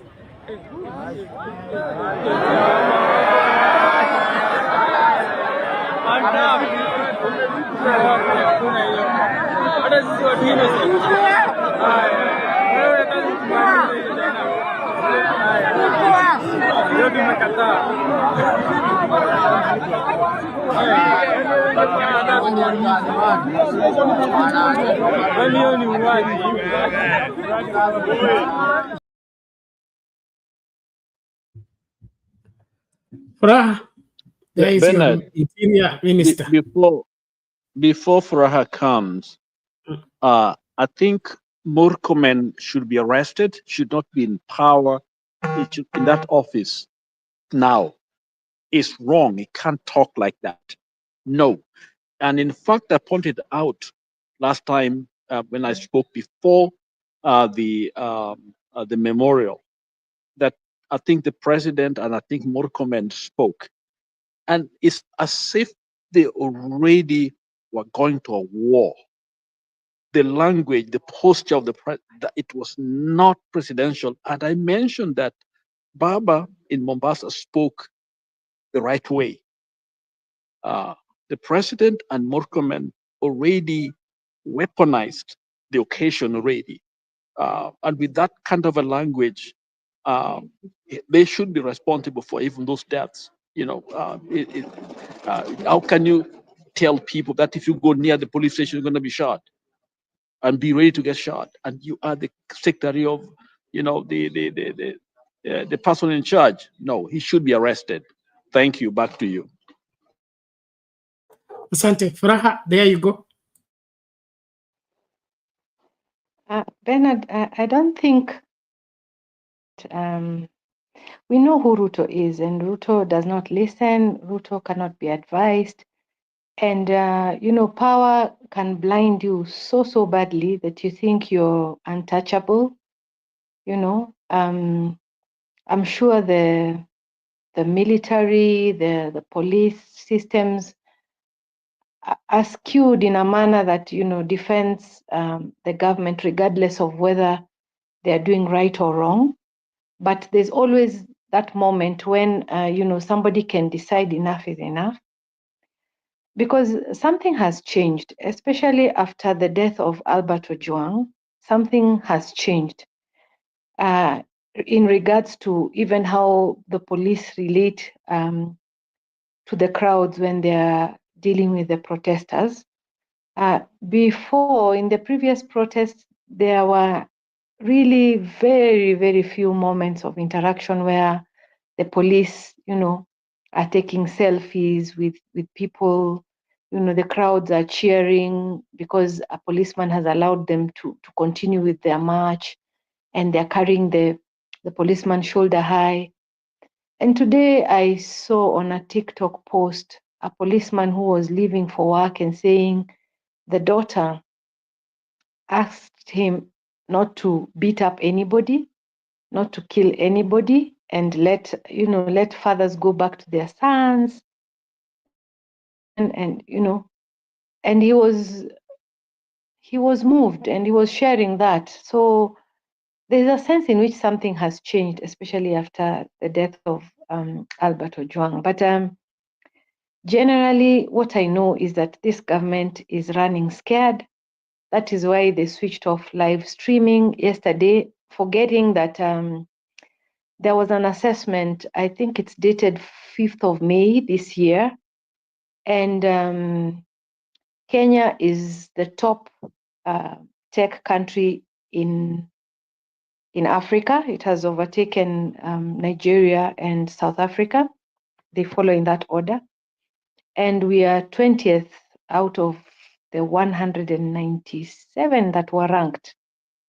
So that's a big statement. That's a very big statement. And where we are going, people like Murkomen, they got a docket that they have no skills for. They're just people who support Ruto. So basically, that's all he knows to do. And the thing with Ruto is that, kudos to Uhuru, even if he was never my choice of president, following ICC, not in 2013, not in 2017.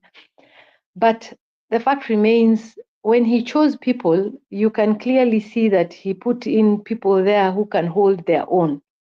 People who, if you're the president and you have no idea, they're supposed to have the ideas. They're supposed to know what happens in that docket. But going blindly and saying, I saw that clip and I was practically shouting, you'd think I was in the crowd and, waiting for that reaction where people are going to tell him that's wrong.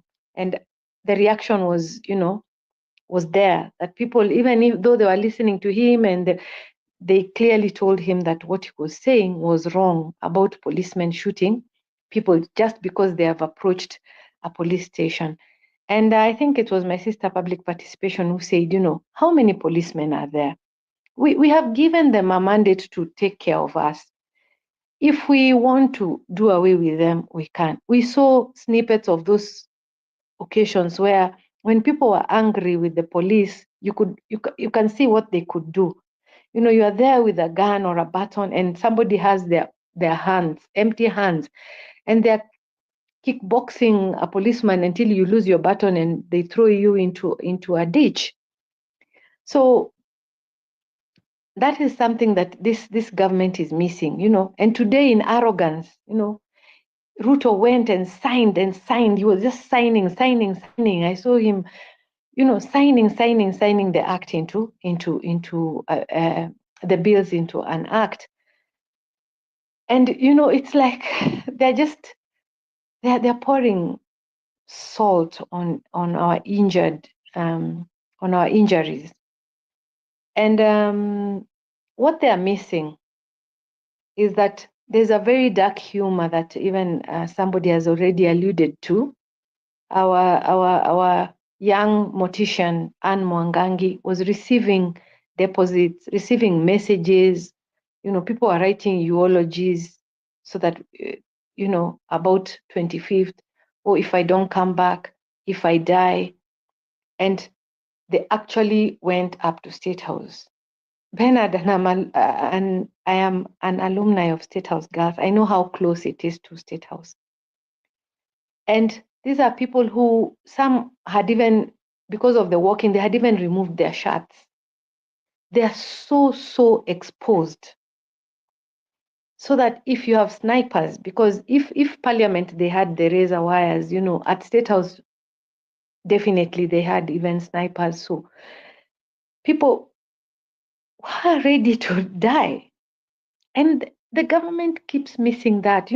They think about, there's this narrative about, they were calling them career activists. I don't know, something like that, Akina Boniface Mwangi. I don't know how much you can be paid to go through what Boniface Mwangi, even if you get money out of it, I don't think somebody can pay you enough to go through what people like Boniface Mwangi are going through.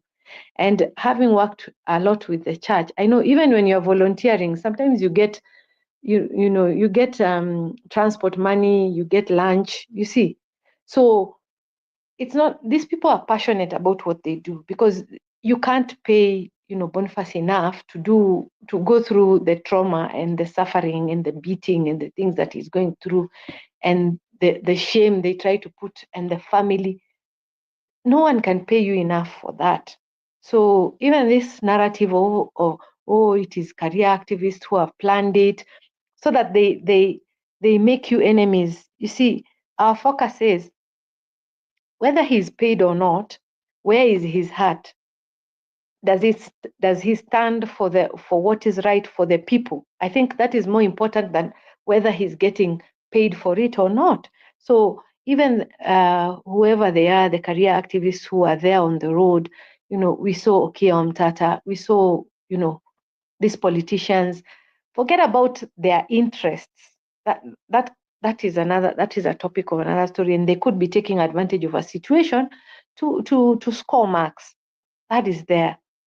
But we shouldn't lose focus of the fact that, there are a lot of people, somebody like Maraga, there is somebody like Okia Omtata who has always stood, for what is right. So we cannot just rubbish and lump everyone, whether they're politicians or not, in one basket and say that, there are people who are there for their own interests, or some people are being paid. Bottom line, majority of the people who are there on the streets are not paid. They have not been sent by anyone. They are just out there because they believe in what is in the cause, and they want this government out. They really want this government out. We could have timelines where, it's time bound in terms of the election that is coming in 2027. But you see, we don't have to get there. We still have options. One is the avenue that, is it every 5 years or in the 5th year, like Wakili Willis was trying to tell us, piki piki ponki. So we can push for that. The good thing, we already have IEBC in place, flawed or not, whether we have faith in it or not, we already have, that constituted. So there can be a push, for some of these legal matters to proceed, so that we don't have to wait until 2027. Some people are talking about Sabasaba, but the majority that I have interacted with of the people who were coming out for Wednesday are thinking about the recall, and we don't have to concentrate on Ruto. Is it possible for us to recall our leaders who are representing us and they're not representing our interests? If Senate works on that clause, that is something we can pursue. That is something we can pursue. And the other thing is that when the elections come, because that is the more certain way to go. If we don't get anything happening between now and the election in 2027, a majority of the people who are going to man whatever is going to take place will be the young people. Even in the previous years, it is only that they have never had an interest as much as they have right now. They've never felt that they had a stake in those elections as they have now. That is a difference that is going to matter come the next election. The young people have never come out in big numbers. They've been very apathetic about elections. But if we don't get what we want between now and then, they are the people who man gadgets. It's our young people who are usually manning those gadgets, doing the numbers. As much as these other people try to manipulate, don't forget that tech aspect that I told you about how Kenyans are ranked in the world currently, in Africa and in the world. And that was as of 5th May this year. So I am still hopeful that regardless of how blind this government has gotten, so that they're just rubbishing everything that we are doing and thinking that we don't have options, we are going to surprise them. Because I've seen people trying to remind this youth that, don't think we've also had our fights during our times. So don't think that we are not supporting you. Don't think that you need to do it and tell your parents to stay at home. There are a lot of people who believe this government is not the right government for us. So it's just that we might not be able to go to the streets with you because we did during our time. So we can support you in other ways. So I think I saw Eric Omondi. I had even forgotten that the dad was a policeman, and he actually looked so much like the late Fred. And he actually died at the rank of an OCS of the Kisumu police station. And because of that, he has called for that Police Friday and, trying to reach out and tell policemen that before you are a policeman, you are first a Kenyan. Before you are a policeman, you are first a Kenyan, so that they cannot be used as a tool to just shut us up. So I think there's still a lot of hope in what is going to happen.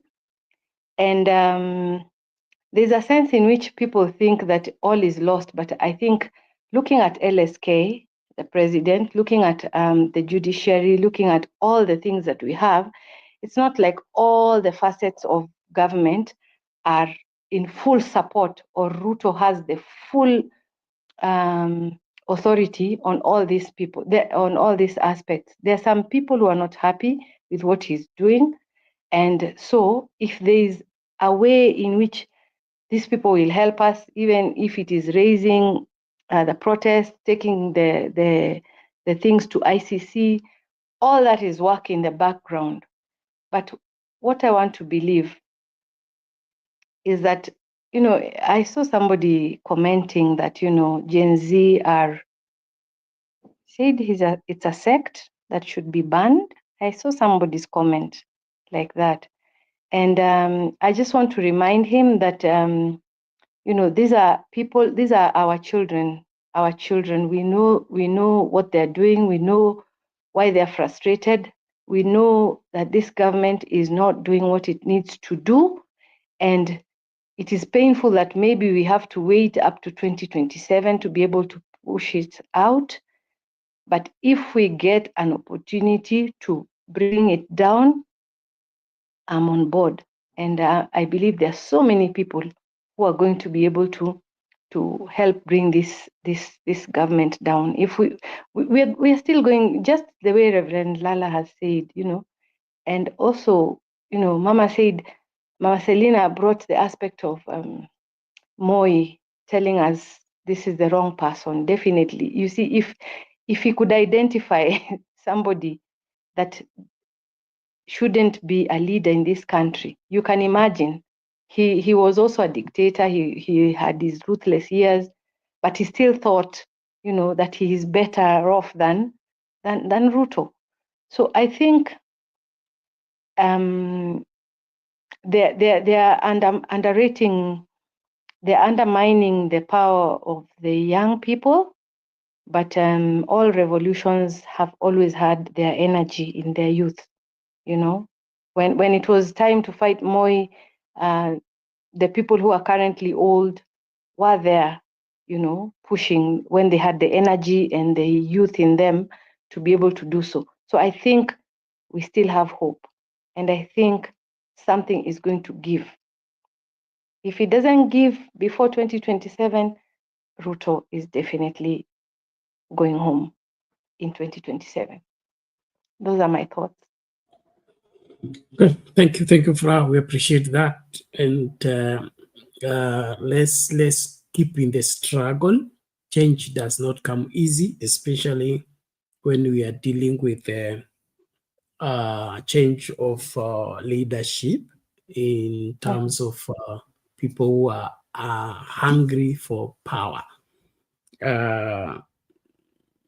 Opportunistic people are usually very ruthless when what they got as an opportunity begins to be evasive in their hands. And I appreciate what Fra said, but one of the people who is helping us get rid of Ruto is Ruto himself. If he kept quiet and just followed the law, he will stay longer. But he's working very hard to get Kenyans to push him out of office. This is my wonder. Why would he be working so hard to get Kenyans to get rid of him? Look what Murkomen is saying. He said now the protesters are terrorists who should be shot. And there was no excess. I'm going to do a video on that. There was no excesses for the police in yesterday when they shot people in the head. That's not excess, according to, I would love Murkomen's head to be shot so that he can understand what excess is.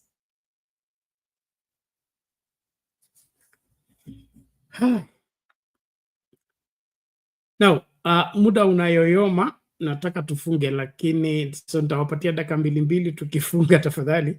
It is already 2:15, but I want you to watch this lady and then dakika mbili mama alafu.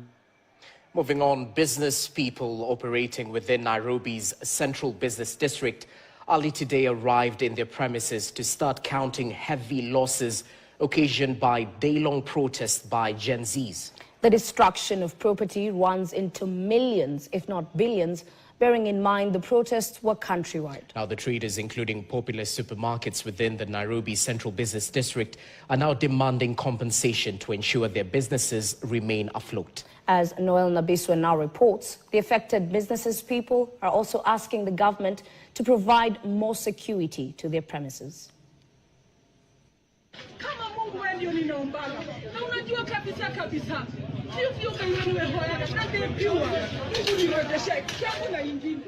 It was not business as usual to hundreds of businesses around the Nairobi Central Business District. They left their homes for work as usual, just to find their stalls and shops invaded and their properties looted during the Wednesday's demonstrations. Some of the premises were set ablaze by the protesters, who in some cases were goons. Some of the affected traders looked helpless, unable to comprehend what happened. Unable to comprehend what happened. Yvonne Atieno is among traders at the bus station, who recounted with pain how her shop she relies on to feed the family was looted. Sasa hii wamenirudisha nyuma, ambapo vile nitaanza naona ikiwa ngumu upande wa kwangu, juu ndio ilikuwa matumaini. Juu nimezika mzee 7 months ago, na sasa juu nilikuwa na hii biashara, nilikuwa najua nitajikakamua niweze kusukuma watoto kimasomo. It's so painful that when incidents of demonstration are happening, sisi watu wa business ndio tunakuwa kama target. Wanabiashara hao wanasema kuwa for them to put up the businesses, they hate to take loans and they fully rely on the businesses to repay the same loan and at the same time meet their basic family necessities. Hapa tuko na maroon tunalipa. Tutalipa na nini? Tuko na rent tunalipa. Tutalipa na nini? Tuko na watoto tunasomesha. Tuwasomesha na nini? One of the Climax bus operators recounted how property worth millions belonging to their clients was stolen during the protests. The company, he says, will have to bear the burden of paying back their clients. Imekuwa ni maandamano ambayo haijafurahisha watu wengi sana. Kwa manake unaona kama sasa hii ofisi imeporwa, mashini za kazi zimeenda, mizigo za abiria zimeenda. Sasa hiyo hasara yote itabidi ofisi igaramie. They maintained that looting was done by armed goons and thugs, some carrying sharp objects like knives and pangas. Hawakuwa majenzi, walikuwa waizi, walikuwa na matarimbo. Saa hao wamekaa wakiibishana na polisi, hao wako nyuma wanabomoa maduka. They called on the government to provide security to their properties during demonstrations and also compensate them whenever such incidents happen. They claimed that there was discrimination as security officers were deployed to certain areas, leaving others exposed. Noel Nabiswa for KTN. Businesses along Thika. There you have it. Mama, kwa kifupi, alafu Ndumani, tutamaliza na Daniel.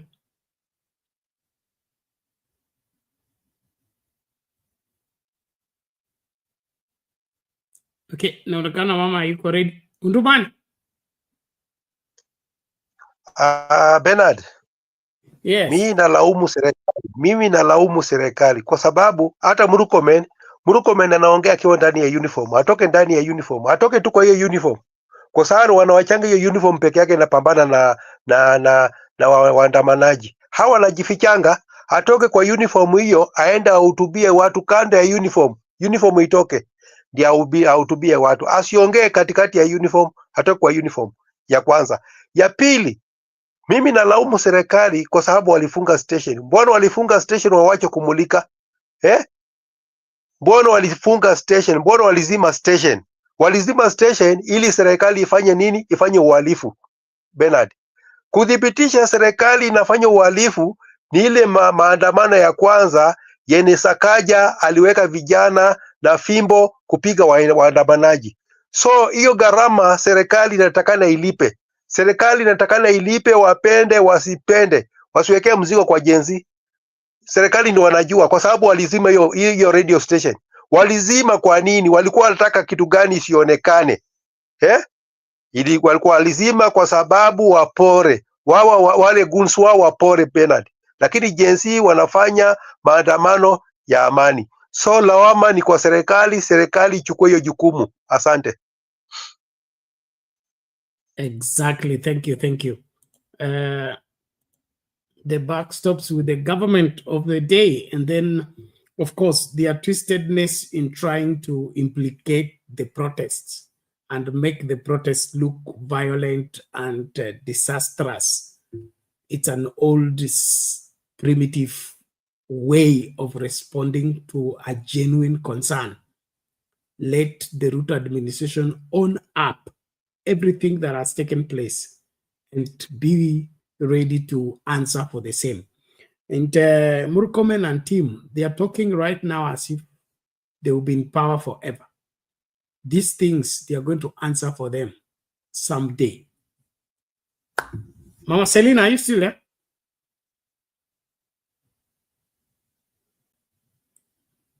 Okay, Daniel, how are you? Hello, good morning. Yes, good morning from Nairobi. How is Popa? Good morning, West Papua. Papua Guinea. Is it Papua Guinea, Ama? Yes, thank you.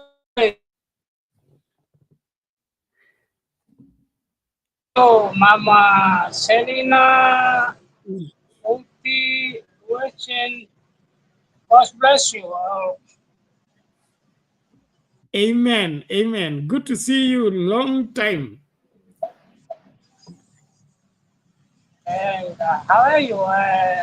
Situation Kenya? Yes, Kenya. We had protests yesterday against the government, and the police killed a lot of our young people who are participating in the protest. That's what we are discussing today. Oh.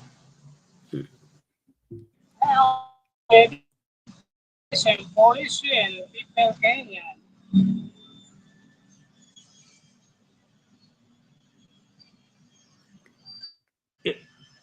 Sorry?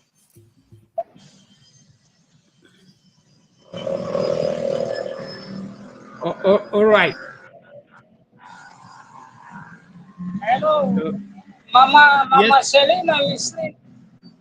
I think she's off. Huh? You will I think meet her in the next show. Otherwise, thank you so much for participating in the show. Welcome to Kenya. We are in the struggle, but the struggle here continues until we get justice, especially for the victims of police brutality and all manner of ills that have been done against the people by the said government. As we sign out, we just want to let the William Ruto administration and all the people in position of responsibility take serious this country. Take serious what the young people are saying. This country can either make or break. William Ruto, you can't run this country with propaganda. Your propaganda of coup, propaganda of change of regime, propaganda of the police helped you to foil a coup is not going to work. Take responsibility. You are the head of state, the head of government. Everything rises or falls on you.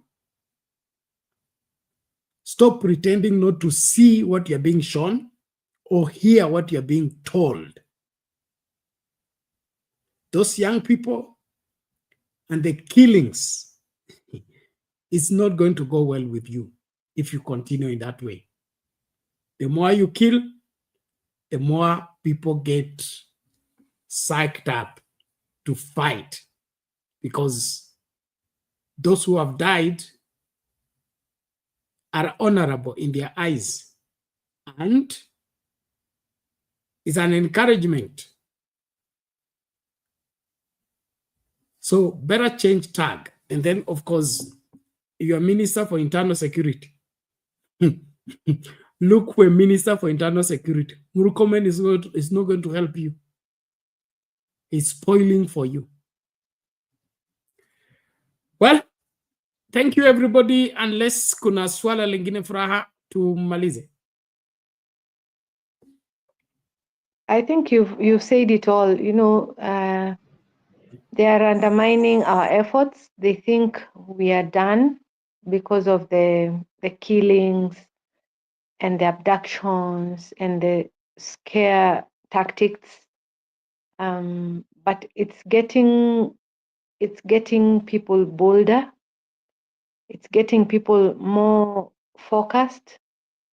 You know, the drive is there for us to continue believing that we will get there. The moment they behave, they run scared and make such comments. That's how we know we are winning, and that's how we know we are getting to them. You know, we are getting them scared enough to barricade the parliament with razor wires. You know, we are getting them scared enough for, you know, a whole CS to say, you know, you can't go near police station. That is a government that is running scared. And I think based on what is happening, if you even look at last year, people came out, but knowing very well how they were killed, they have been abducted, what has happened to Albert Yuki the other day being shot, he's still in ICU. If people can still come out and face a government that is so determined to get rid of them, I think that is the reason they're getting scared. We are getting bolder.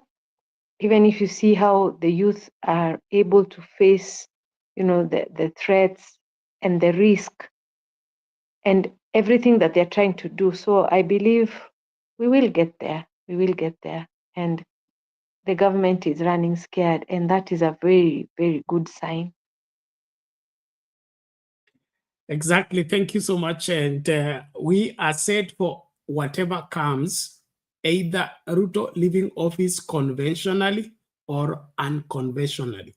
Whichever way, we just need Kenya for all Kenyans, governed according to the law, and every Kenyan being the same in the eyes of the law. The unequal Kenya, the Kenya for the few at the expense of the rest, that Kenya is dead. We are no longer embracing it. So let's wake up. Let's do what we must do. Otherwise, let's meet in the next show. God bless you. Nani atakomboa Kenya?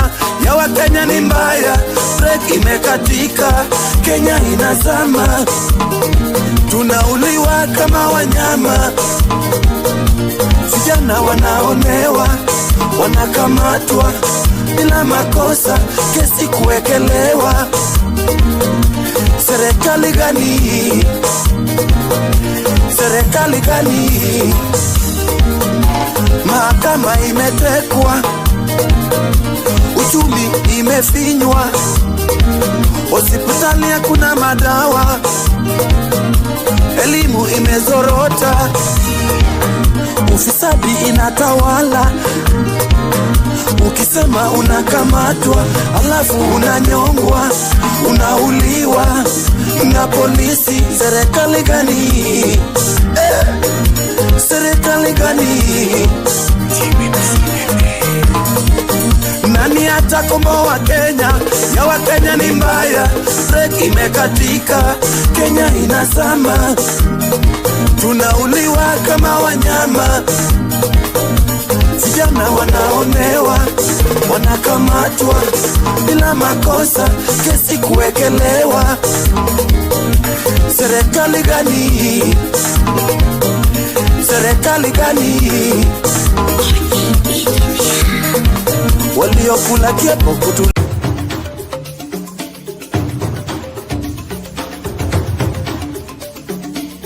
Tunazunguka kote kote mchana kutwa kukuletea taarifa na matokeo ya habari kutoka pembe zote za ulimwengu. Jioni tunaweka mduara wa kujadili taarifa zizo hizo kwa mapana na marefu. Ungana nasi kila siku ya wiki kwenye matukio ya siku, saa 2 jioni kwenye Sound Candy Talk. Matukio ya siku, makao makuu ya habari kuu ya siku. You've dreamed about the perfect wedding, the dress, the vows, the happily ever after. But let's ask the most important question. Before you say I do, are you truly ready for the lifelong commitment that comes after the honeymoon period fades? Bernard Ngozzi's groundbreaking ebook, Are You Marriage Ready?, is the ultimate guide to building a successful, lasting marriage. This isn't just another relationship book, it's a heart-to-heart conversation that prepares you for one of life's biggest decisions, getting married. Are you choosing love or just infatuation? Are you building a marriage or just planning a wedding day? Reading this book was a game changer. I realized I wasn't as ready as I thought, but now I'm on the right path. Don't wait until it's too late. Invest in your future. Download Are You Marriage Ready today. Link in the description below. Your future spouse deserves the best. Are you ready?